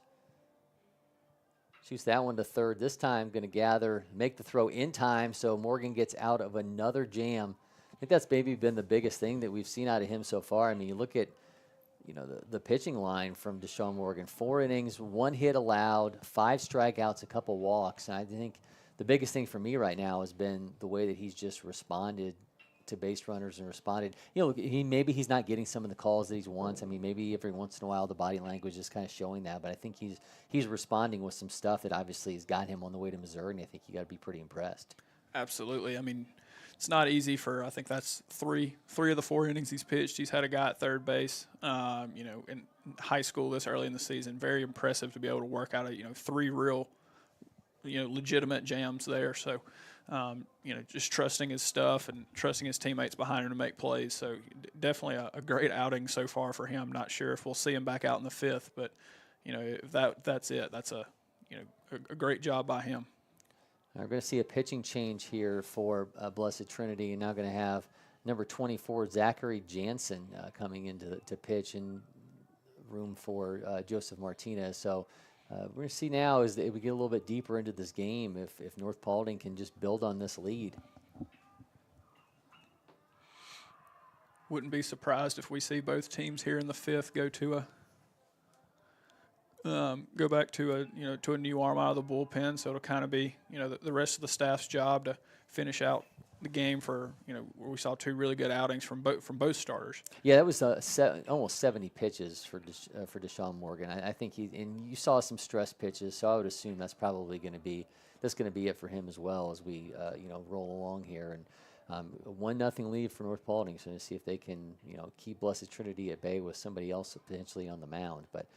You got to be pretty impressed with the way they've responded, and we'll see, as if they can break through here with a new arm stepping in for Contreras. And I liked what we saw out of Joseph Contreras. I mean, he goes 3 innings, gives up a couple hits, 5 strikeouts, but did allow some traffic with 3 walks as well. But that's a lively young arm, and I'm sure somebody we're going to be watching for next couple years to come for Blessed Trinity without question. Absolutely. I think the Blessed Trinity staff we start the inning off there with a base hit up the middle, but definitely think the Blessed Trinity staff will take that, out of a young arm against a formidable opponent. So, I think they take that almost every day from the young guy. That was Jonathan Croxton coming through with the base hit. So here's Noah Schmidt, the DH. Gonna have Wesley Morgan, the second baseman to follow.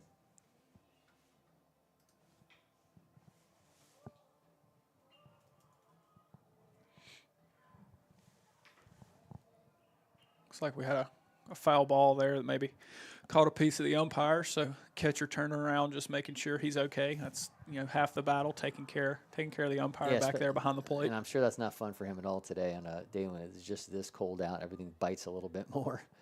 Shows bunt, pulls back, throw on to second. The runner is going to be in time.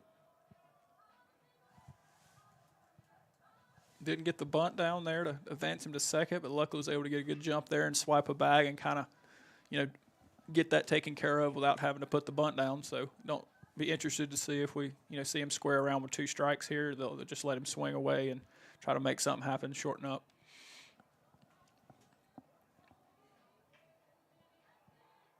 All right, the 0-2 from Jansen.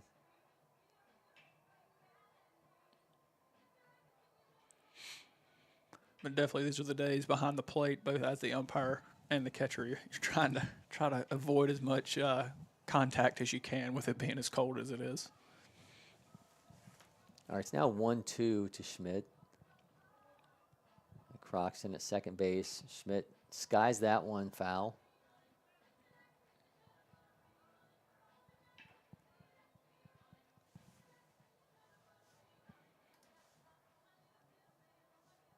It's one of these situations here. You're just trying to shorten up, put the ball in play, get that guy to third, and see if you can manufacture a run.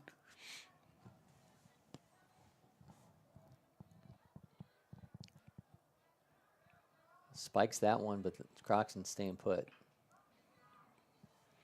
Great work there behind the plate to keep that ball in front. The 58-foot breaking ball is not always the most fun to keep in front, but he was able to kind of read it and get the chest protector on it, keep the ball in front of him.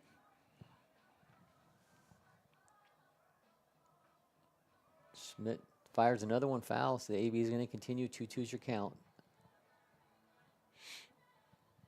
After missing the bunts there, he's putting together a good quality at bat, fouling off pitches. Let's see if he can work his way on, or at least work the guy over to third here.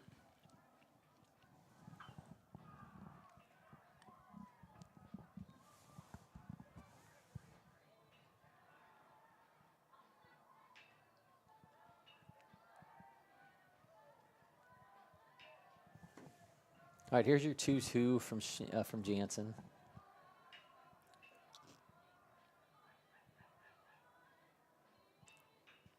Sends that one into right field. He's going to not be able to make the play, so Sean Green unable as he watches that one hit up against the fence.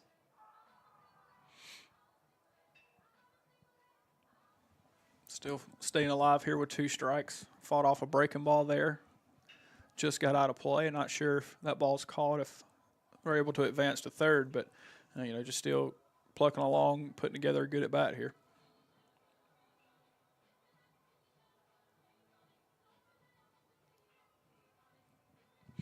Takes ball 3 as the bat continues. Yeah, it's a 9-pitch at bat right now for Noah Schmidt.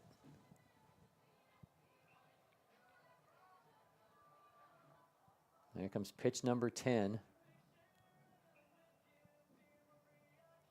And draws a walk, so it really worked him over there to get runners at first and second with nobody out, and now Wesley Mooring's turn. Just a great at bat there. Fouled off 3 or 4 2-strike pitches, breaking balls, fastballs, and then was able to work the walk.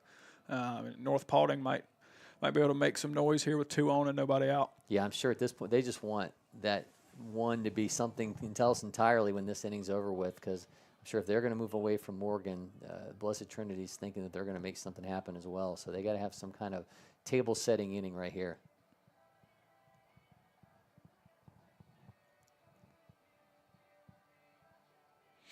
It's interesting to see these guys coming in out of the bullpen. Yeah, I'm sure they've been trying to stay warm, stay engaged here for the last 3-4 innings, and it's not always easy after sitting over there in the team jacket, being able to pop out there and lock it in, throw strikes.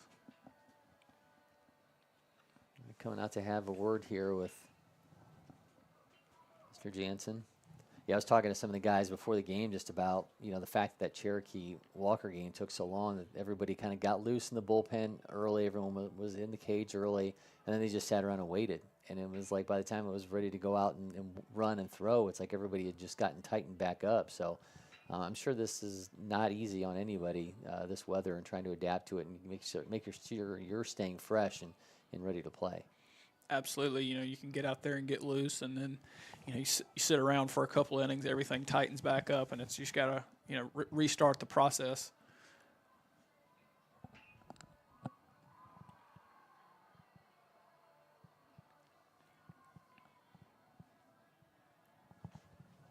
All right, makes it 2-0. So a couple balls here to lead things off with Mooring, and Jansen trying to find some rhythm.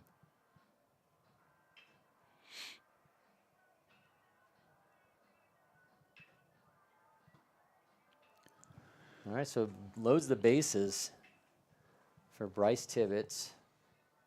No outs. We'll be right back to the top of the order here momentarily with Victor Junko. So a lot of opportunity here for Blessed Trinity if they can stop North Paulding. But this one has the opportunity to get out of hand right here if they can't find some response, and that's going to be another ball. So we've seen just a series of misses here from Jansen. I think that's 6 in a row here, so might see North Paulding take until they get one. Yep, that's going to make it 2-0. I'm sure this is not the appearance that Zachary Jansen wanted. But give him a second here to calm down. It's only going to take 1 or 2 pitches for him to potentially find his way into some rhythm. Absolutely. It's on the mound, all it takes is one to kind of get that feeling back, get the release point down. Yep, get yourself a ground ball and get some help, and next thing you know, you're right back in this thing. So absolutely might see, the weather playing a little bit part of it. Hands are getting cold, kind of losing feeling a little bit, trying to, just find that right spot, find that release point.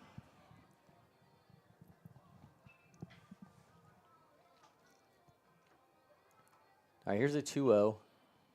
Spikes that one. Runner's going to get away from there. He can't find the ball, but no one's going anywhere. Lost it for a second there, but another good job to keep everybody where they are, keeping the ball in front.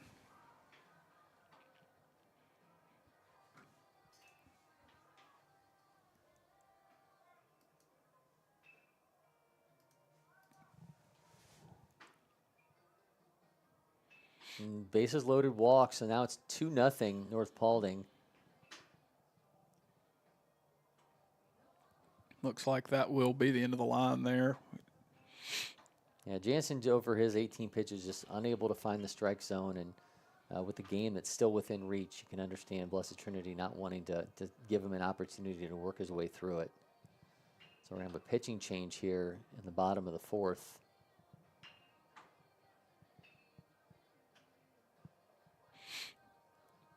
Always a fun spot as a reliever to come in, bases loaded, nobody out. All right, so now you've got number 15, Jake Medley, coming in relief. If you're North Paulding, you want to keep it rolling, but on the other side, Blessed Trinity, you're looking for a strikeout, ground ball. You know, maybe roll a double play here, get a force out at the plate. You know, I think from the Blessed Trinity side, just really trying to get somebody that can pound the strike zone, let their defense work behind them, and see if they can work out of this thing with, you know, minimize the damage as much as possible.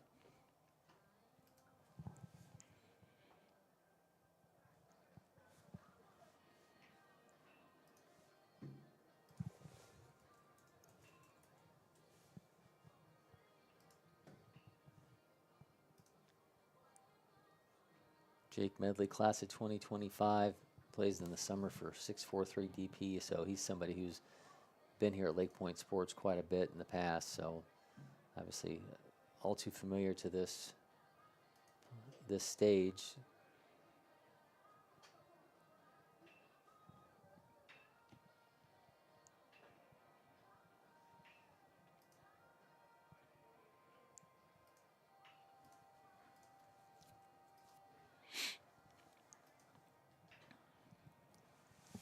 Yeah, it's been interesting.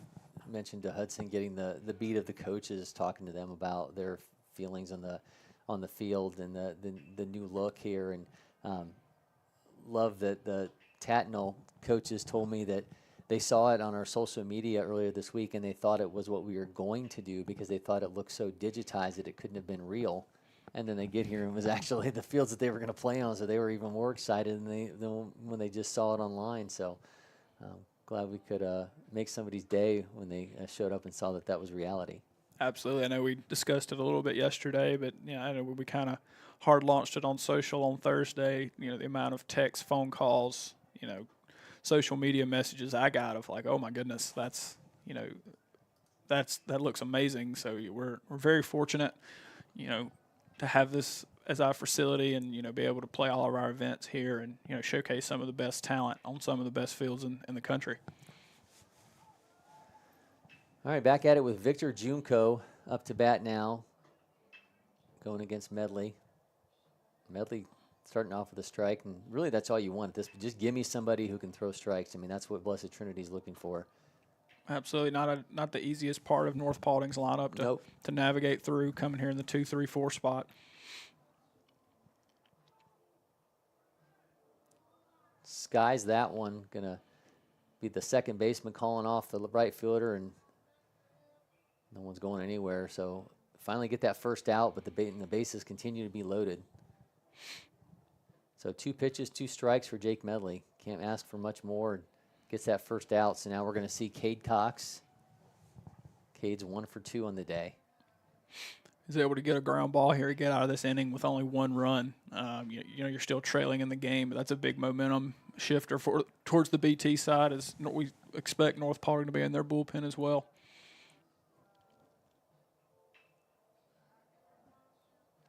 A miss from Medley.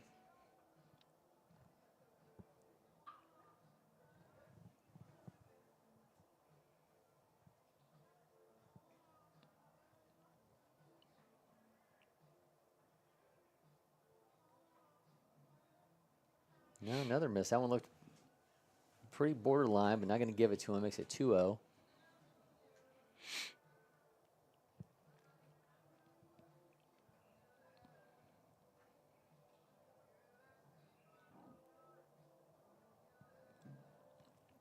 Having to play another game after this, I'm sure Blessed Trinity doesn't want to go too deep into their bullpen either.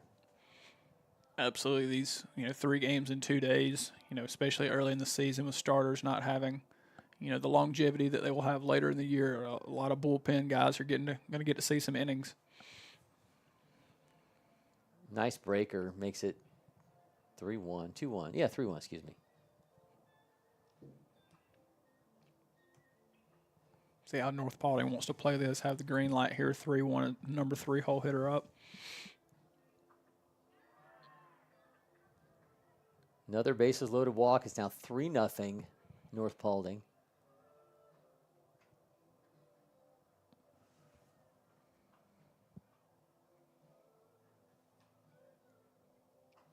All right, the number 3 hitter, Caden Sheffield, the Georgia Tech signee, guy who's got exit velos near the mid 90s, excuse me. So this is potentially dangerous territory when you got a guy in Medley who's throwing a lot of strikes. Obviously, he walked the last guy, but a little bit more zeroed in. So this could be a big opportunity for Sheffield to blow this thing open with North Paulding holding a 3-0 lead here in the bottom of the 4th.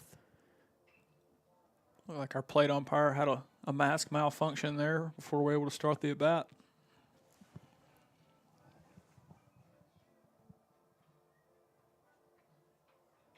All right, Medley, see how we start Sheffield off. Sheffield shoots that one to center field, going to drop in for a base hit. 1 run's going to score. Got out at second base there. Center fielder able to deke the Interesting runner play, at first. Yeah, nice little maneuver there to get another out, but they traded an out for a run, and it's now 4-0 North Paulding. Really good job by the center fielder there to deke everybody, to kind of have to hold up a second, not know if he's going to make that play in the air. Was able to field it off the hop and make a strong throw to second base. That was Anderson Diedrich. Looking impressive.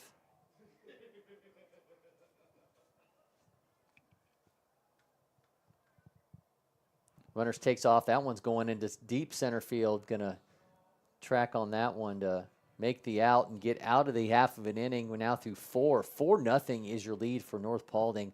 We're going to be back with more shortly here from the Georgia Dugout Club Tournament at LakePoint Sports.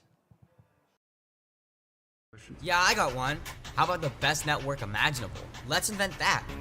That's what we do here. Quick survey. Who wants their internet to work pretty much everywhere? And it needs to run smooth, like super smooth. Hey, should you be drinking that? It's decaf. Because we're busy women. We don't have time for lag or buffering. Who doesn't want internet that helps AI do your homework even faster? Come again? Sorry, what was that? Introducing the next generation 10G network, only from Xfinity. The future starts now.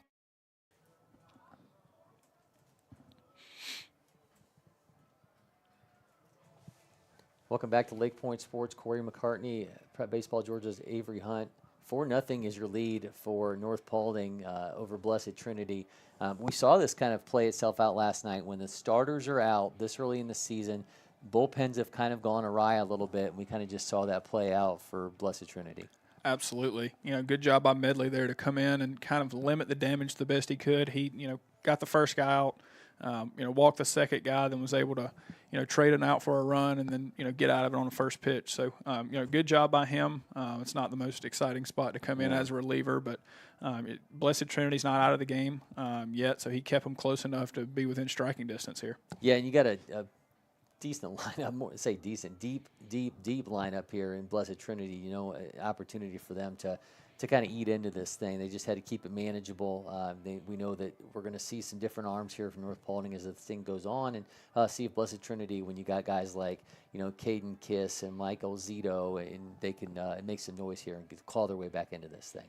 Absolutely. The big thing is just we know this offense has the firepower to catch back up, and see what we have from North Paulding's bullpen. If they're able to continue Deshaun Morgan's work, I'm sure they'll be thrilled. We'll probably, see them win this game, but we'll obviously, you never know, and definitely BT's one of the offenses that can strike quickly. All right, so you got a new pitcher here for North Paulding, and this is Lucas Vargo, righty, as you can see, junior.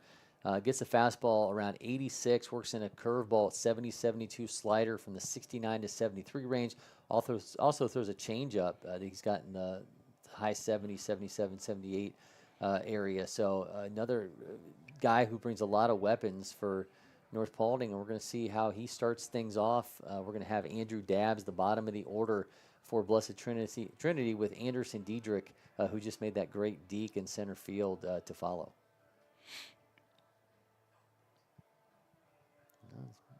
A little gas there from Vargo. Strike one looking to get it going.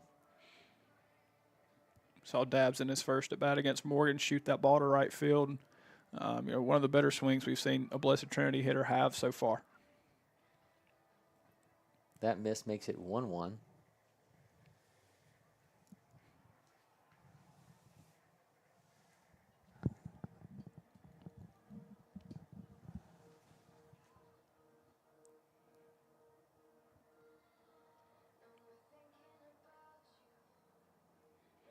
Vargo's not getting that, makes it 2-1.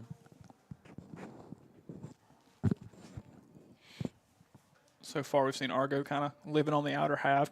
Interesting to see if he might try to, spot something up on the inside corner at some point during this at bat. Sends that one foul. Vargo plays his travel ball for Yankees Baseball Club, so kind of keeps the same uniforms all year long. Absolutely.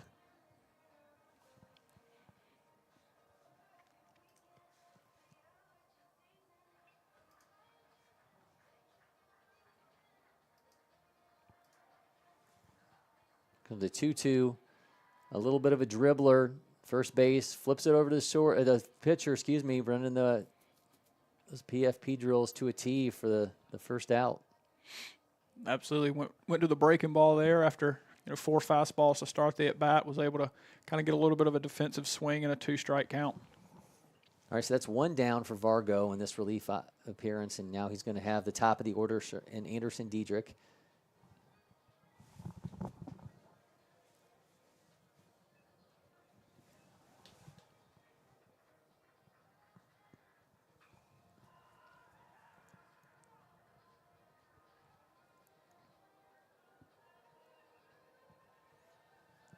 Nice pitch there to start him off with a strike. Like a changeup with some late life to it.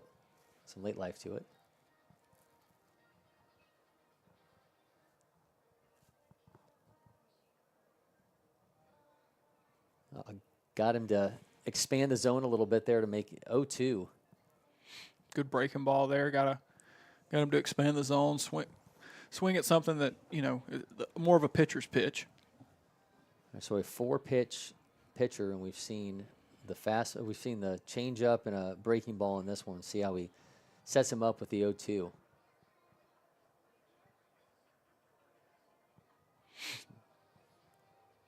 Went back to the breaking ball there. Probably more than likely got a little bit more of the plate than he intended it to, but it didn't hurt him. Still up 0-2 in the count.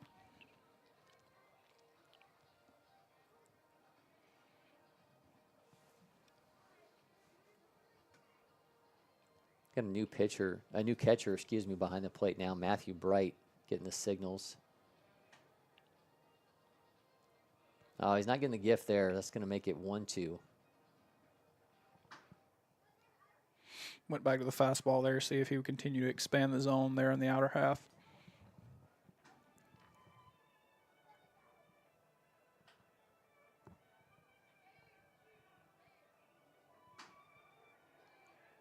And shoots that one foul now. Still 1-2. Another breaking ball there from Vargo.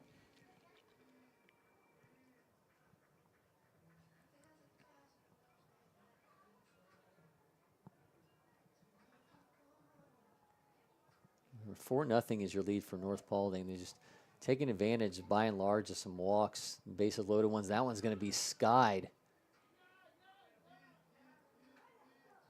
Right fielder makes the catch for the second out. 11 pitches in. Lucas Vargo getting the job done. Really good job by him, like we talked about earlier in the cold weather. He's come in, pounded the strike zone for the first 2 hitters. Really attacking hitters, letting his defense work behind him. All right, now you got Sean Green up to bat. Green's 0 for 2 on the day, the Coastal Alabama South signee. Remember, this is the big power guy in this lineup. One swing's not going to change the game, but it could obviously get the 0 erased off the board.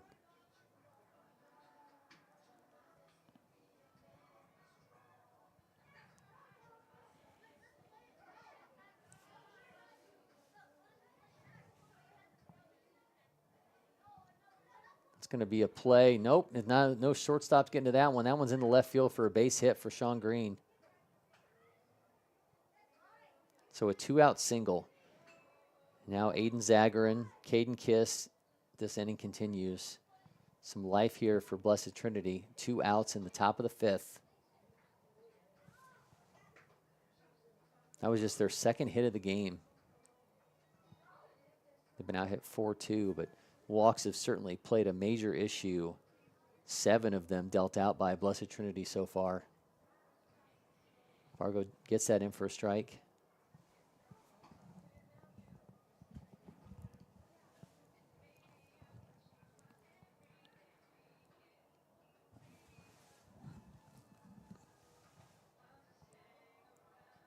Zagarin with that crouch set up. Sends that one foul. So now he's got him down 0-2.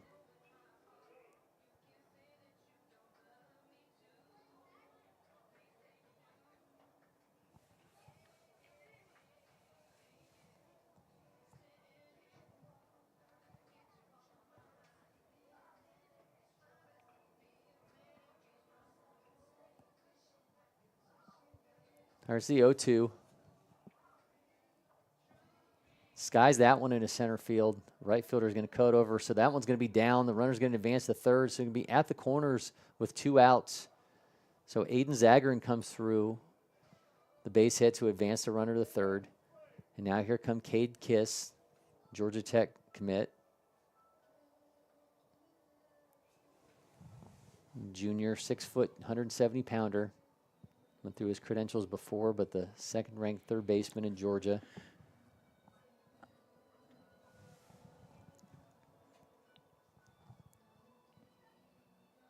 Cade, a guy who has thrived in situations like this. A 564 OBP last season. Swing and a miss. A lot to like, though, from Lucas Vargo. Absolutely. He's been able to pound the zone. He's gotten, giving up back-to-back hits, but he's living in the strike zone. 0-1 gets that one on the corner. That's a spot he's been trying to get to over and over again, but sometimes not getting that call. But that one was right on the money, at least by the umpire's call, and to make it 0-2.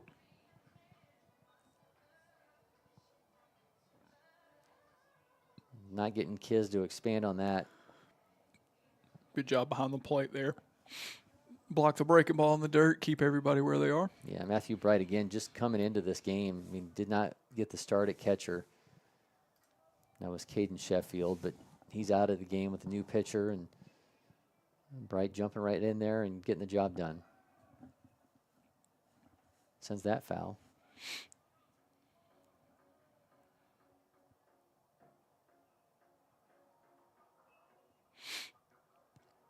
See Bright out at the mound now.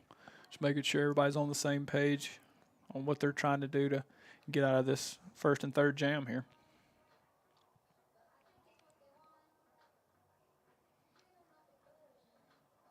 Yeah, things go the right way for them. This is the last time they're going to see the heart of the order, this being the 5th inning.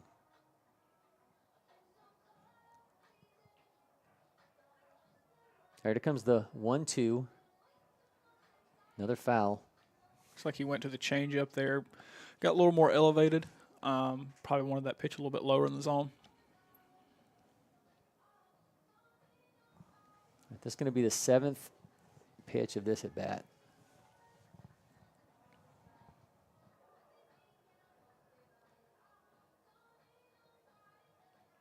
Swing and a miss, and he gets out of it. Lucas Vargo, man, you got to be wowed with the way that junior comes in relief and just shows you a ton in getting out of that inning.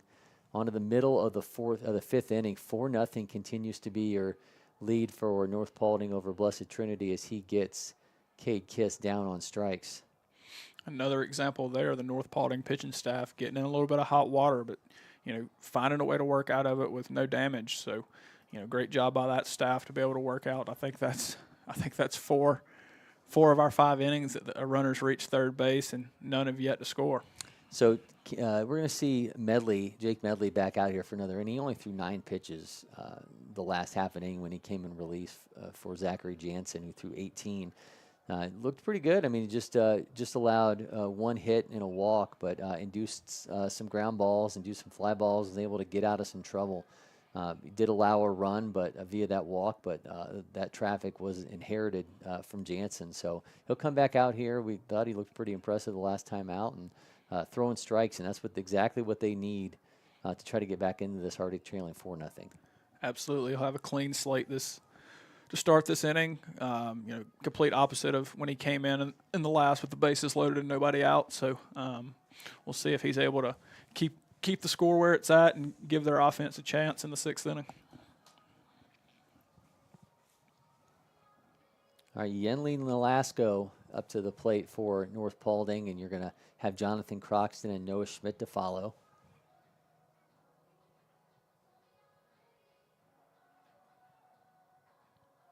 And that one bounces away for Medley's first pitch. Saw Nolasco connect with a long drive to deep center last night. See if he can repeat that here and get a similar result.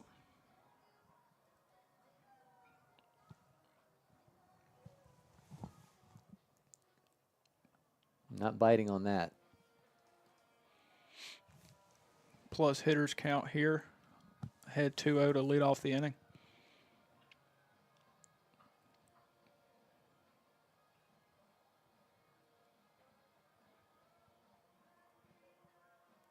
Sends the 2-0 to third. Throw across the plate going to be from Kiz to Zagrin in time for the first out.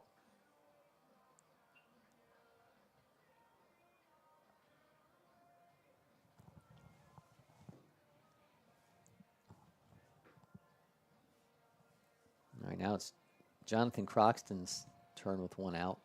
Croxton's 1 for 2 already.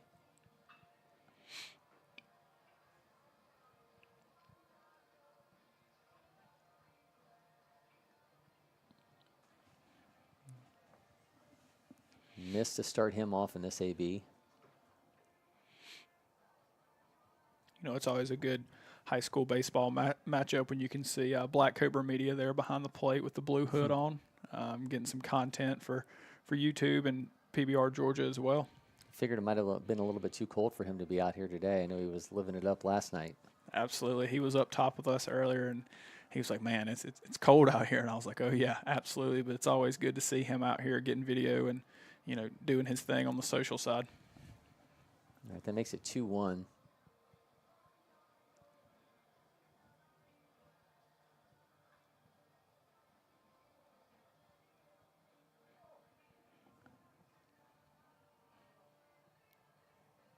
Sends that one foul and coming back, and there's no play being made on that ball.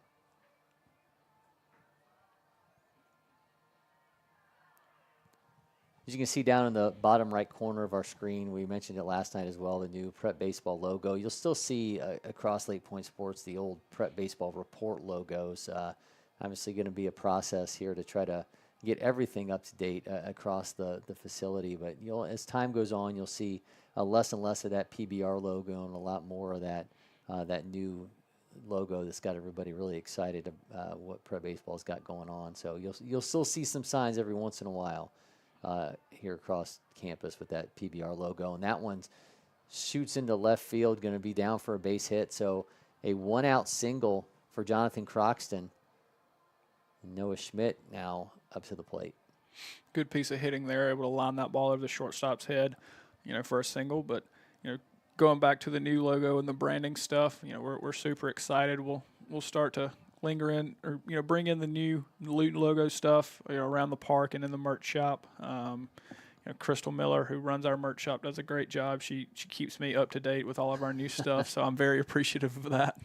That one right up the middle, it looked like it hit off did that hit off the umpire's foot or did it hit off the second baseman? It's kind of a little hard to tell there in the moment, but it hit off of something, ricochets, and we're going to have runners at first and second. Not sure who that got a piece of there. Well, it made contact with somebody on its way up the middle. Even no one knows what happened. But we're got runners at first and second. Sort of like in football when the ball hits the umpire or somebody hits the umpire and he's got to move on or hits the ref.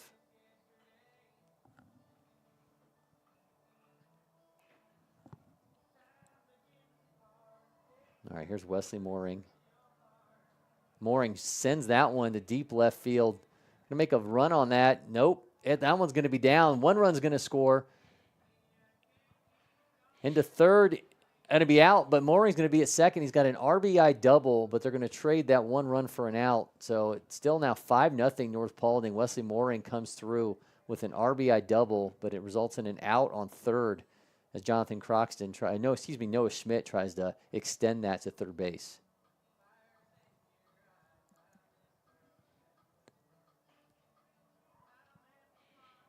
All right, so 2 down, and here's Bryce Tibbetts.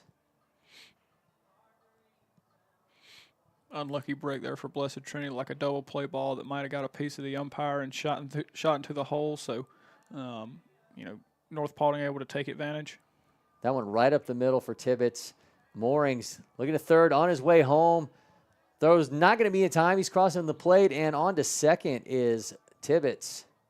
So Bryce Tibbetts comes through with another RBI, makes it 6-0 North Paulding here on the bottom of the 5th. North Paulding doing a great job of adding on here late in the game. Piece together some hits, stringing them together, be able to plate now 2 runs in the inning, and looks like we're going to get a mound visit. Is it going to be a pitching change here for Blessed Trinity? Well, Mooring and Tibbetts jumped all over of Medley, and so now we'll see if he gets to stay out there. Those last 2 hits are going to give North Paulding 8 on the day. They've got 6 runs on 8 hits. Blessed Trinity, 0 runs. They've just got 3 hits on the day. Only managed 1 against Deshaun Morgan in his time on the mound. Seen some reshuffling. Nope, Jake Medley's on his way off, and now we're going to see another pitcher step in for Blessed Trinity, and this time it's going to be Sean Green coming in from the outfield. So we saw somebody run into the outfield, so Green's going to take over on the mound.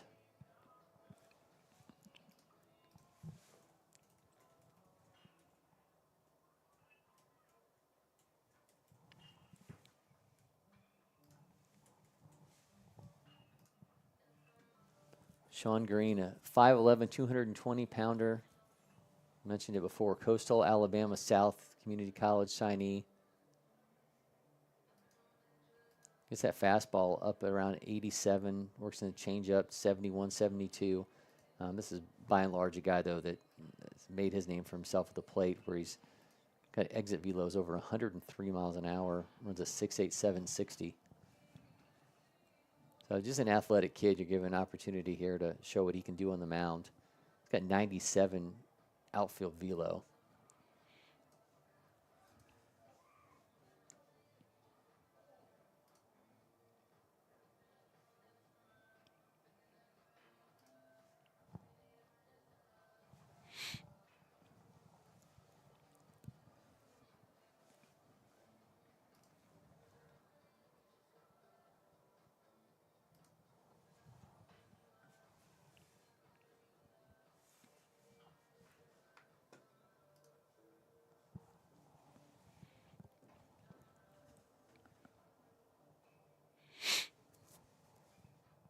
See when Green's ready to go. Yeah, he's ready to roll. So inning's going to continue. And we're back to the top of the order with Victor Junko. 2 outs now. 6-0 is your lead for North Paulding. Back-to-back RBI hits for North Paulding to extend this lead. And that chased Medley off the mound, and now Sean Green, and he gets a strike on the corner.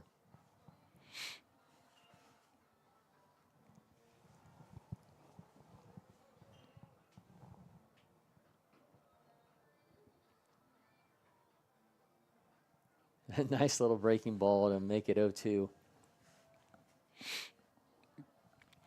Good pitch there to come in straight from the outfield, mixing the breaking ball there to get ahead 0-2. A miss makes it 1-2.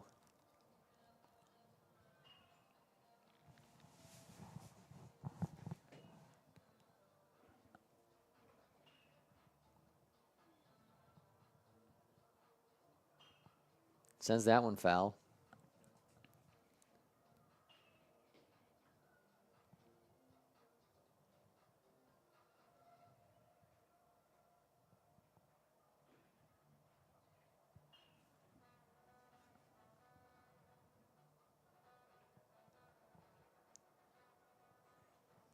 Loses on the breaking ball there. Now 2-2 is the count.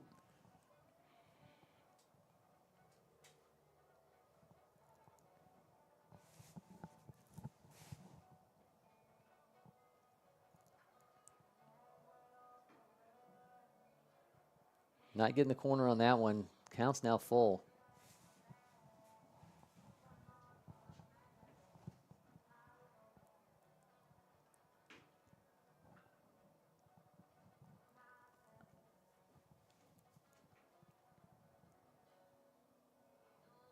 That one back up to the middle. Pitcher's going to make it. Go one unassisted Green, there. Green gets out of that inning, but not before North Paulding extends this lead now 6-0 is their edge on Blessed Trinity. We're going to be back with more shortly here from the Georgia Dugout Club. Avery, man, appreciate it. We're going to turn things over to Ian Smith joining me here, man. Appreciate it as always. Absolutely. It's a pleasure as always. Look forward to some more in the future. All right, we'll be back with more shortly here from LakePoint Sports.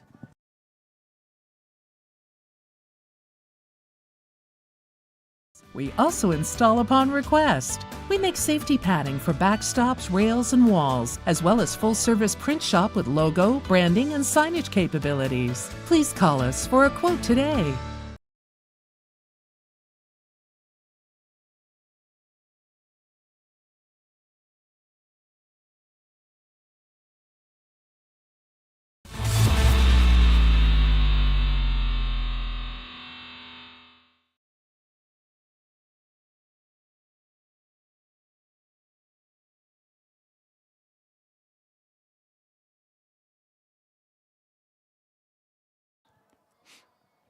Welcome back to LakePoint Sports. Cory McCartney now joined by Prep Baseball Georgia's Ian Smith. And Ian, we talked about this a little bit yesterday. You getting a look at some of these Georgia players for the first time coming up here from Florida.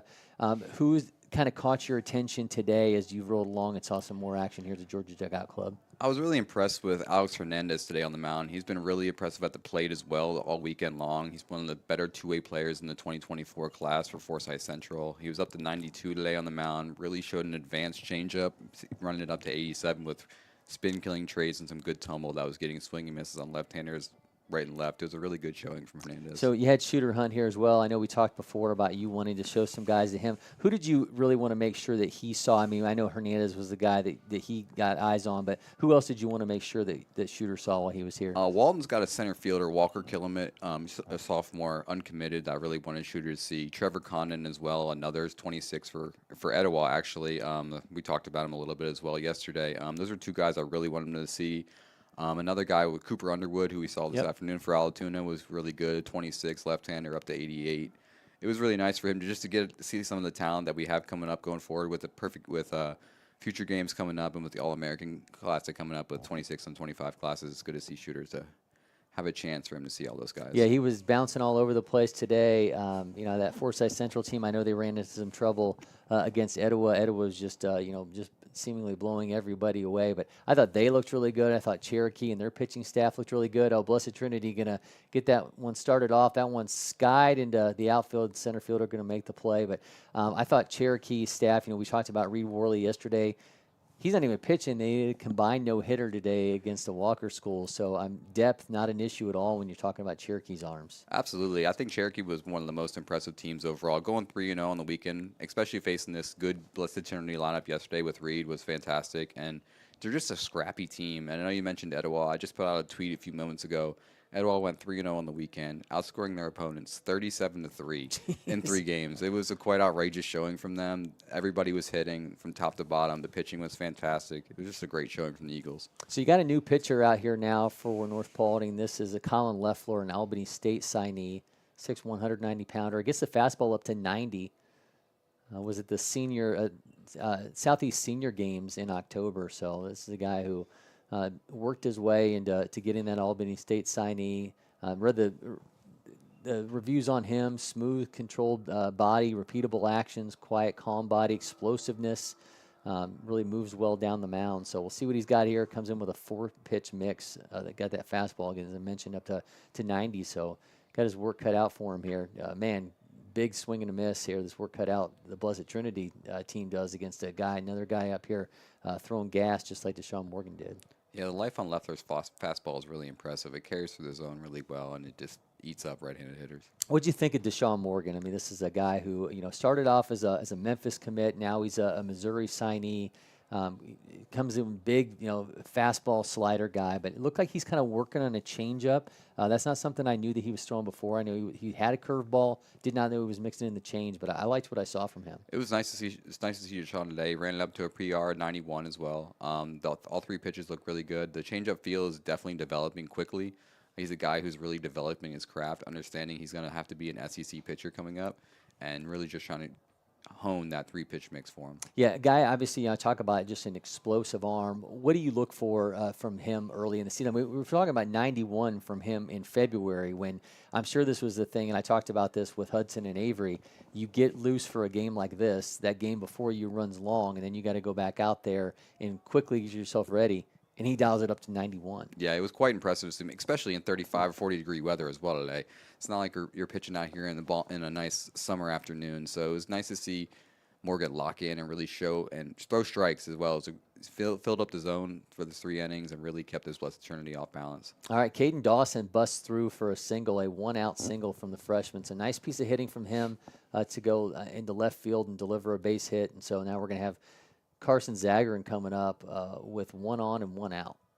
Caden Dawson, one of our top 10 freshmen in the class, really good player. The bat speed's outrageous. Advantage you can find as a freshman bat. It's been impressive to see him this spring and a few weeks ago at preseason All-State. Yeah, I mentioned to the other guys. I mean, when I talked to him right after the rankings had come out, and was surprised that he was there, was excited that he was there, but kind of has that expectation to him that this is where I'm supposed to be, and I conduct myself and have expectations of myself on the field to live up to those kind of rankings. I thought that was an interesting take from him. And it was impressive to see Dawson take at bats this weekend against really good arms. You could see he's looking for his pitch. He knows what he's looking for. He knows what to sit on. He knows what to spit on. It's really nice to see from a young bat like that. Going to be in there. It's kind of hard to tell off the it's tough to see, but yeah, in there for his 2nd stolen base. So we've seen a couple steals from Caden Dawson. So we've seen a little bit of everything out of him so far. Really good young player and really good on the football field as well. Yeah, that's the one thing I was talking to the Zagrin twins earlier about this program and about, the number of guys that have come through it that have gone on to the collegiate level. And you just look every year and you think, wow, Blessed Trinity stacked. And they got, all these guys that are signed. And then the next year you're thinking, Blessed Trinity stacked, and they've got all these guys that are signing. 4 signees this year. They'll have 6 commitments in all. So, and obviously, Dawson's going to be someone down the line that we're talking about in that same way. But they just are. It's just a factory. It's an absolute factory of players, and they're just doing a fantastic job there. A well-oiled machine, absolutely. It was really impressive to see Joseph Contreras as well on the mound today, who started for Blessed. Yeah, I mean, we talked about that earlier, how it seemed maybe he was a little shaky at the beginning, but then once he kind of dialed it in, you saw, they told me he was hit 90 during tryouts, and, we saw Dad standing back there had a White Sox beanie on, so he wasn't exactly inconspicuous, but I think they've got a lot of young talent on that team. They're not going anywhere. Up to 88 today as well, which was quite impressive. Yeah, wait till he packs on some pounds. Yeah, the body is quite high-waisted, about 6'3". It's something that's going to really develop into something special. All right, Zagrin working this AB. Sends that one foul, make it 3-2.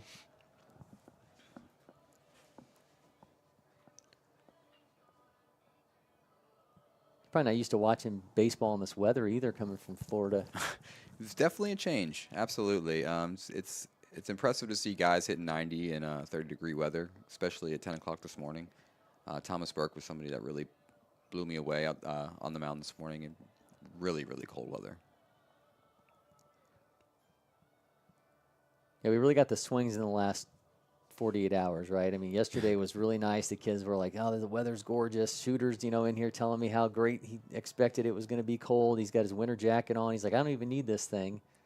And now today he's probably walking around looking like an Eskimo. A Northwest guy, cold in Georgia. That's right. Good Shoots barrel. that one back up the middle. They're jumping all over left floor. That one's going to be down, and Blessed Trinity is on the board as Caden Dawson gets across the plate. Carson Zagrin comes through with an RBI single to make it 6-1 with one out here in the top of the 6th. Big knock there. Working it right up the middle, staying through the ball. All right, Great here is swing. now Davis Bielstein, the DH, stepping in. Go out and have a word with Leffler.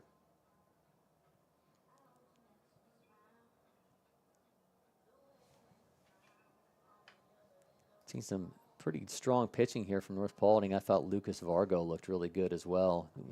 Came in attack mode, and despite the fact they jump on Leffler, I mean, a guy who can get it up to 90, so he's got a lot in the bag.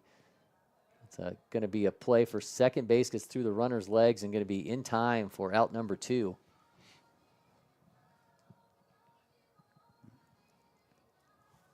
All right, now we're Andrew Dabbs' turn to step to the plate in the bottom of the order. Anderson Diedrich looming if this inning continues for Blessed Trinity. Like to get out of this with more than one run as they have the heart of the order looming. Yeah, you don't want to make mistakes against this lineup. Yeah, that was the thing I was talking about with Avery, right? Is like you got him down, but you start looking at it, you get to the middle of that order. If you let him have another chance, and you got to deal with, Cade Kiss and Michael Zito, and then you're in all kinds of trouble. It's a tough lineup to get through, and a little outside there for Leffler. Yeah, I mean, didn't really talk about it. We did with North Paulding, but Blessed Trinity, a team that went 28-9 last season, reached the Elite 8 in 6A. They just have to deal with so many good teams in 6A. Pope, Alpharetta, Lassiter, on and on and on. I mean, it's a beast. Well, for not getting that one, makes it 2-0. Leffler was already pitched this weekend as well. It's his second appearance here at GDC. Well, he's already thrown 18 pitches, so let's see how much they let him accumulate this time if he's already pitched once this weekend.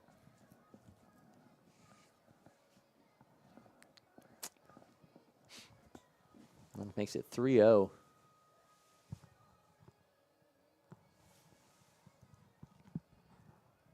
The 6-1 lead, you may give him a couple batters if he's going to be shaky, but I can't imagine he's going to have a huge leash if he's already pitched once this weekend. Yeah, I think it's going to be a quick one here. Oh, 2 on now for Blessed. All right, walks him, and nope, no pitching change. All right, oh, here we go. Yep, here comes another pitching change. Got to extend things just a little bit on us. Let me see the lights come on here. And we'll see who North Paulding is going to turn things over to now.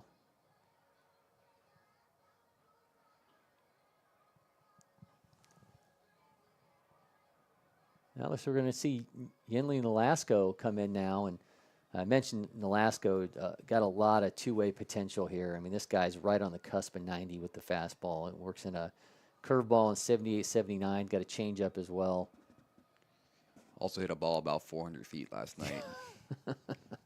He's a big talent. I talked to him this past summer, just about what he's looking for as he considers the next level, and he really does see himself as a two-way guy and wants to really establish himself as one of the top two-way players in Georgia in 2025. It's going to be a really big piece for this North Paulding squad this spring as well. I think you'll see Yenli in a few different roles, and I think he has the tools to succeed. Always interested the delivery here when you think about how high up he stays, just the fact that he's delivering from that vantage point, and not a guy who, I think a lot of times when you coach young pitchers, you think about, I always tell guys, you think about the way that Justin Verlander finishes, the way that a Max Scherzer finishes when the chest is completely down and you try to, get parallel to the ground. He's a guy who's a lot more upright. And obviously it's working for him getting around 90 miles an hour, but kind of an interesting release point.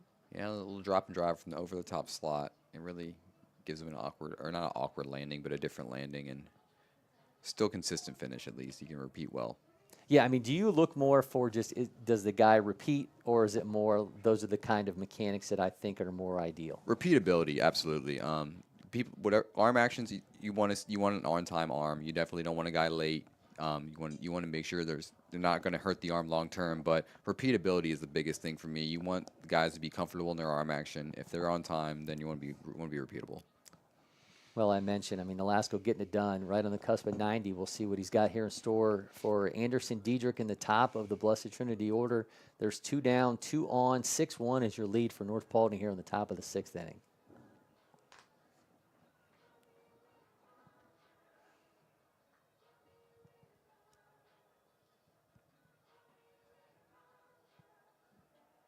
Lasco delivers. It's going to miss high.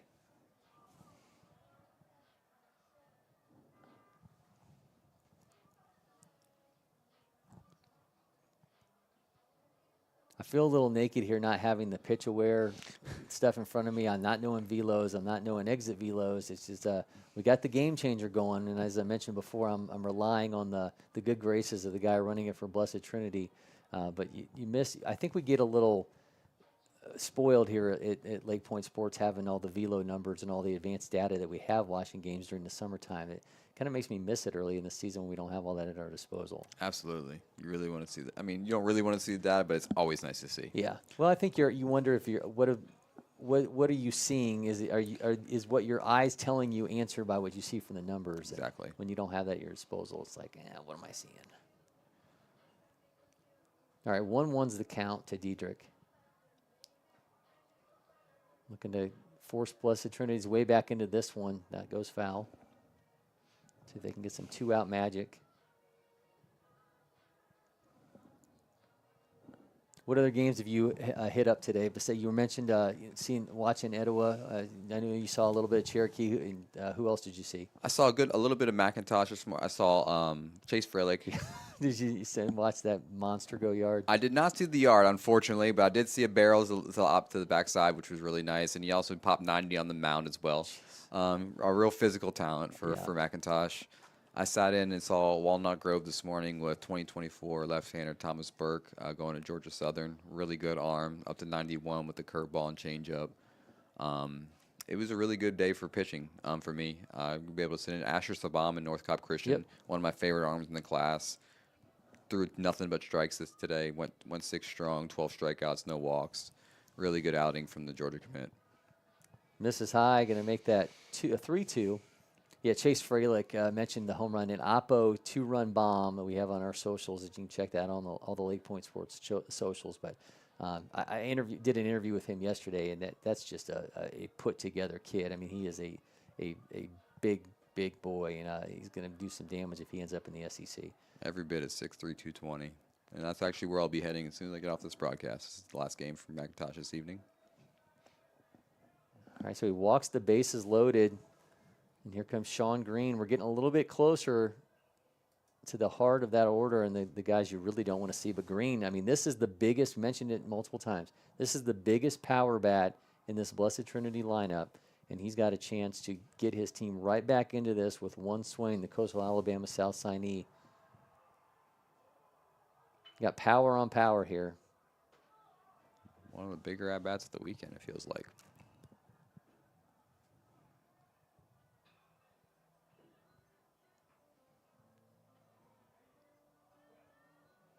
All right, here's the 1-0 from Nolasco. Swing and a miss. Nice piece of pitching right there to get him to chase that one. Defense mode now for Green with 2 strikes.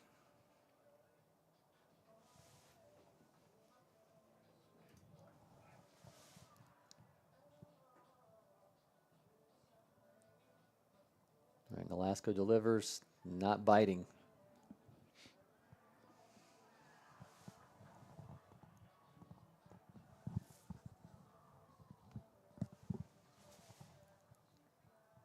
Who's McIntosh finishing up with in that last game you're going to watch? Oh, I want to say I'm actually unprepared to tell you that. I think McIntosh is going up against Archer, actually. Okay. I've looked at this schedule so many times in the last couple of days, and I still couldn't tell you every game. There's just so much going on at once. It's hard to keep up with. So you're going to get to see two sports star Will Wallace for Archer, who was part of the senior games this past summer here at LakePoint Sports. I know he was really looking for an opportunity to play two sports at the next level, and was able to do that with his commitment earlier this month. Love to hear that. All right, comes a 3-1. Right down the middle for a strike. Gets back in the count.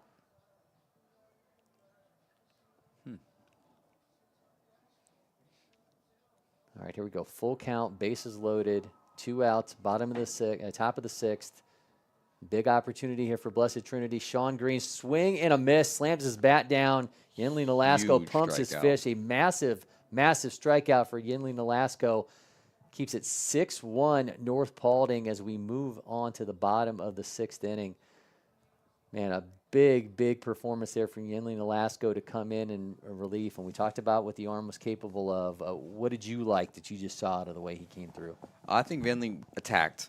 His fastball is his best pitch. He knows he can blow it by guys. He was ready to work it east to west. He filled it up with strikes, filled the strike zone again with it, got swings and misses, worked it well, worked it away for some chase. It was a good outing in a really big spot for Nolasco. I think with Blessed Trinity, I mean, the guys seemed really loose before this game. They've still got a matchup with Walker, who had been no hit earlier today from Cherokee. But you saw the frustration there from Sean Green. I think that's probably maybe the story for them right now this weekend is just would they come in on paper with all this firepower, but it's just not really playing itself out right now. Yeah, sometimes it happens to be like that way. You run into some good arms, and you get a little bit out of your game, and you're stuck in your ways for 3 games straight. And it's early in the year; guys are still getting their footing. You're still getting your timing down. It's cold.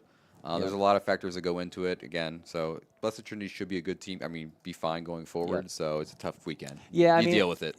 I kind of equate this weekend to almost like those holiday tournaments that we see in basketball, right? Yeah. Where it's fun to see, North Carolina playing, another massive team. You get North Carolina, UCLA early in the season, and when you get amped about it, but that's not conference play. That's we'll see them, maybe later on, but that's not region play. That's not, it's more about just the spectacle of what you do now. I can see it being something where the kids get high and low about a game, but at the end of the day, doesn't have a huge bearing on what the season plays out as. Yeah, you're juiced up. You're playing teams you don't normally play all the time. You're facing guys that you maybe play with in travel ball that you don't ever get to see in high school ball. So it's a different feeling for these guys to get a chance to really get juiced up for something that they're not used to in regular season ball. So it's a little different for everybody. We got another pitching change for Blessed Trinity. Cade Kiss, the Georgia Tech commit, third baseman, is now going to be in to pitch, and he's going to be starting off against Caden Cox with Caden Sheffield and Nathan Rowland to follow. So see what we have in store here with Kiss on the mound for Blessed Trinity here in the bottom of the 6th inning.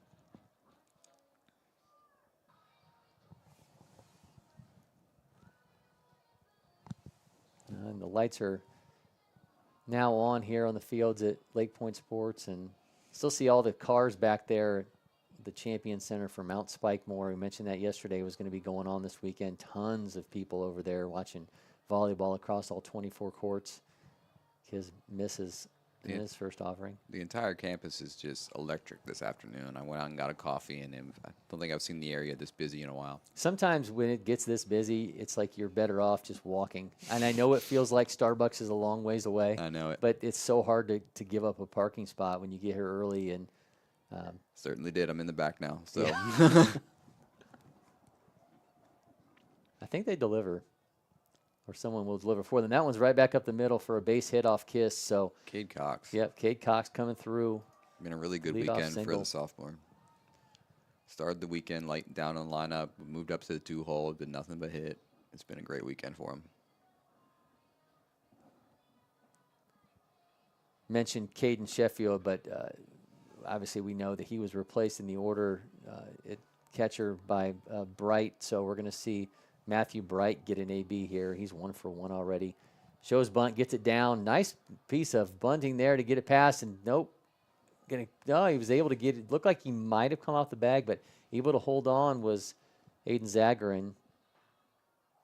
We're going to have one down, but the runner advances to second. I think we're going to ask for an appeal here. It's hard to see. It almost looked as if Zagrin came off the bag, and North Paulding's Matthew Richardson asking for a little bit of an opinion there, given his own, with a 6-1 lead here in the bottom of the 6th. All right, so there's going to be one down. Nathan Rowland at bat, guy I really like. Stood out for us a few times this offseason. Really powerful swing.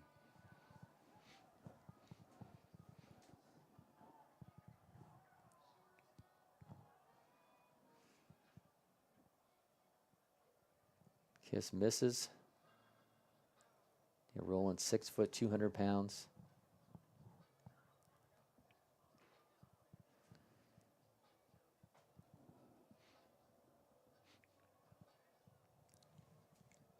Dab's going out to have a word with Kiss.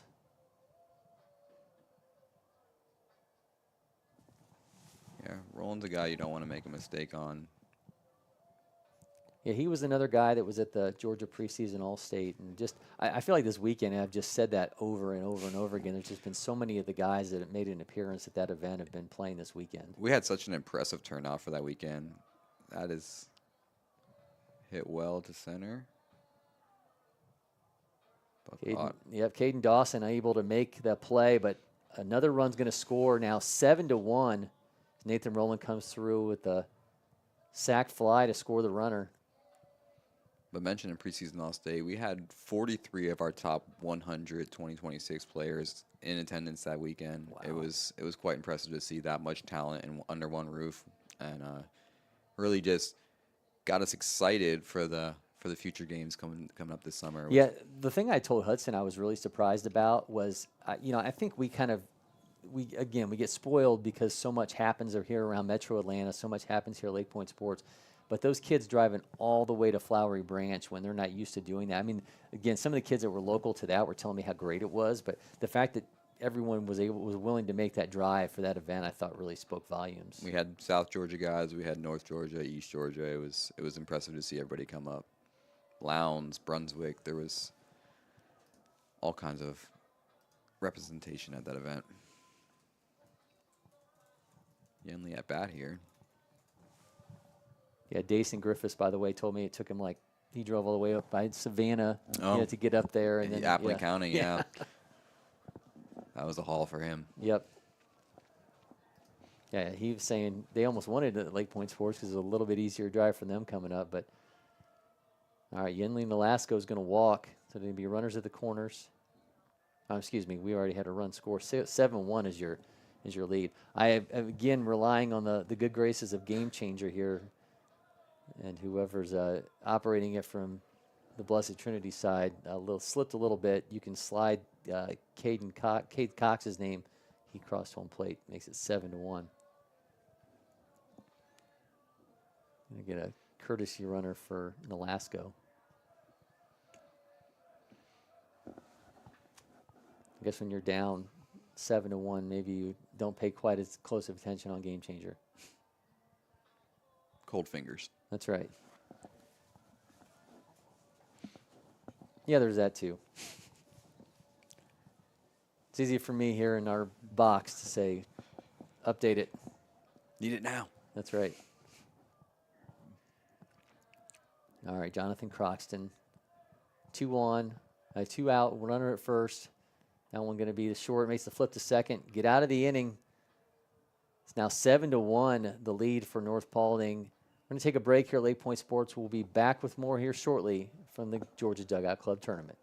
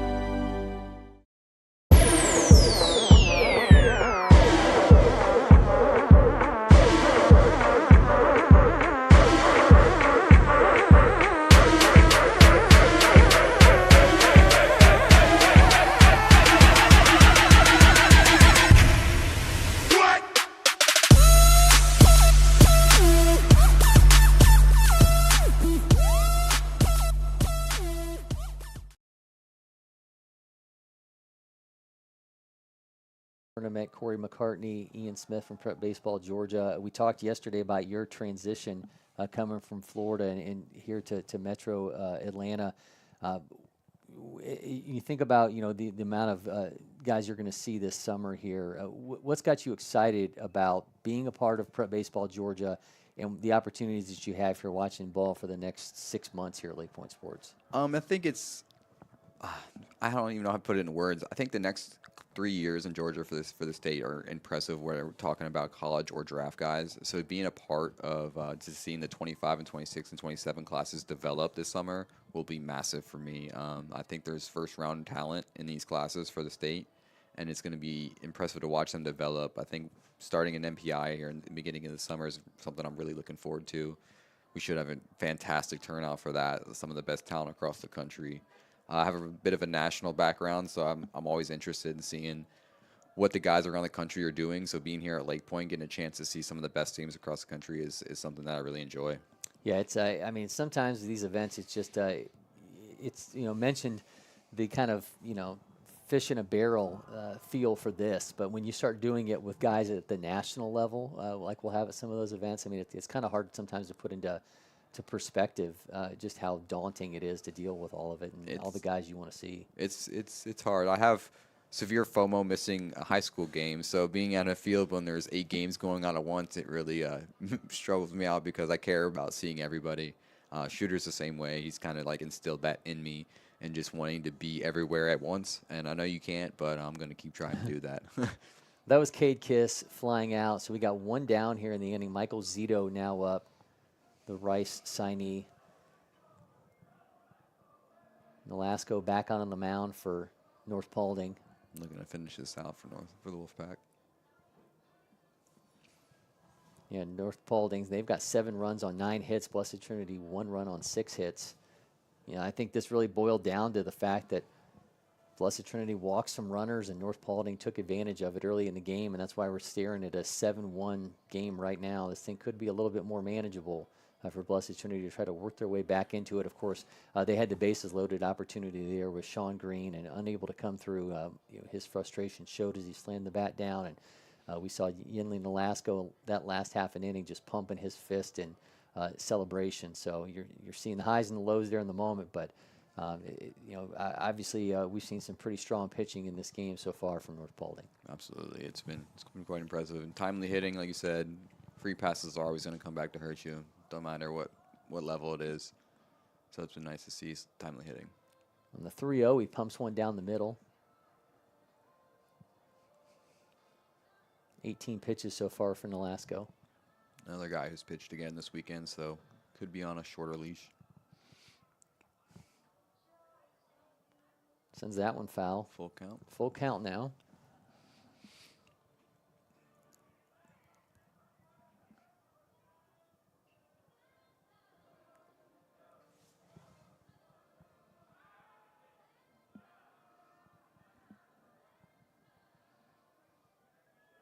That is barreled up. Sends that one to left field. Camps underneath it for out number 2. Runner going to retreat to first base. Another at bat for Caden Dawson.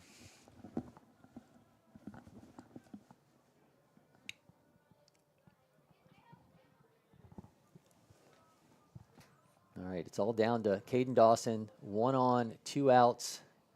Here in the top of the 7th, Yinli Nolasco looking to finish things off for North Paulding and pumps that in there for a strike.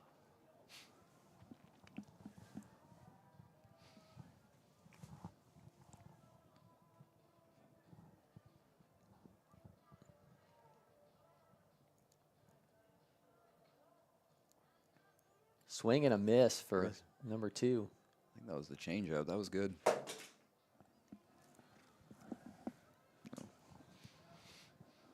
Making noises in here, I dropped a water yesterday and you came to my rescue, so that's just it's par for the course now. We have to drop something every time that we're on. It'll be a running gag.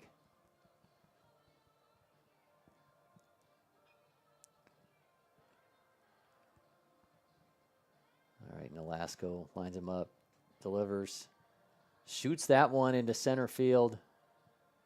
A diving catch great. Nice finishing there to get this one off Tibbetts, who had come through with a couple RBIs later, comes through with the game-finishing catch. 7-1 is your win for North Paulding over Blessed Trinity. They win getting 7 runs on 9 hits in total. They make 1 error. Blessed Trinity 1 run on 6 hits. We start looking at player of the games for this, and it really, to me, we talked about him a little bit, but I thought Deshaun Morgan really stood out. Goes 4 innings, allows 1 hit, a couple walks, but 5 strikeouts. Mentioned him showing that changeup a little bit more. You mentioned the fastball getting up to 91. You talked a little bit about it before, but again, what really stood out to you about what we saw from Deshaun Morgan today? I think Deshaun Morgan kept this Trinity lineup off balance the entire time he was out there. He went through the lineup twice. He was working the fastball east to west. He was landing it low. He was landing it high. He was getting the swing and misses. Like you mentioned, the changeup was really good as well.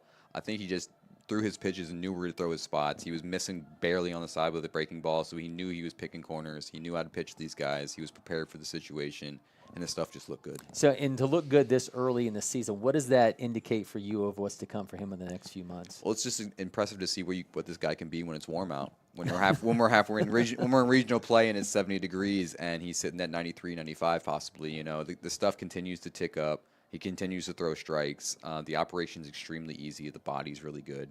So I think Deshaun just coming out and having a big performance right now was great for the season. And he's a guy who's a Missouri signee. Obviously, anybody, when we're talking about the seniors and the talent level in this area, there's always that little bit of an element of draft buzz. What do you anticipate is there for a guy like Deshaun Morgan? I think Deshaun's going to have some helium going into the spring. I think guys will be out to see him. I think this class leaves a lot of options in the pitching development for draft guys. So I think there's going to be opportunity to become a draft guy and to move yourself higher up boards as the spring goes on. Well, certainly a fantastic outing there from Deshaun Morgan as we see a big win for North Paulding, 7-1 over Blessed Trinity. I appreciate Ian Smith joining us along with Avery Hunt and Hudson Graham from Prep Baseball Georgia, and all of you watching us here across all of our social media platforms. We're going to have so much more coming to you over these next few months and even next weekend here from the Georgia Dugout Club tournament. So I appreciate everybody joining us. We'll be back again next weekend for more here across the LakePoint Sports Campus. I'm Cory McCartney. Thanks for joining us, and we'll see you at the Diamond.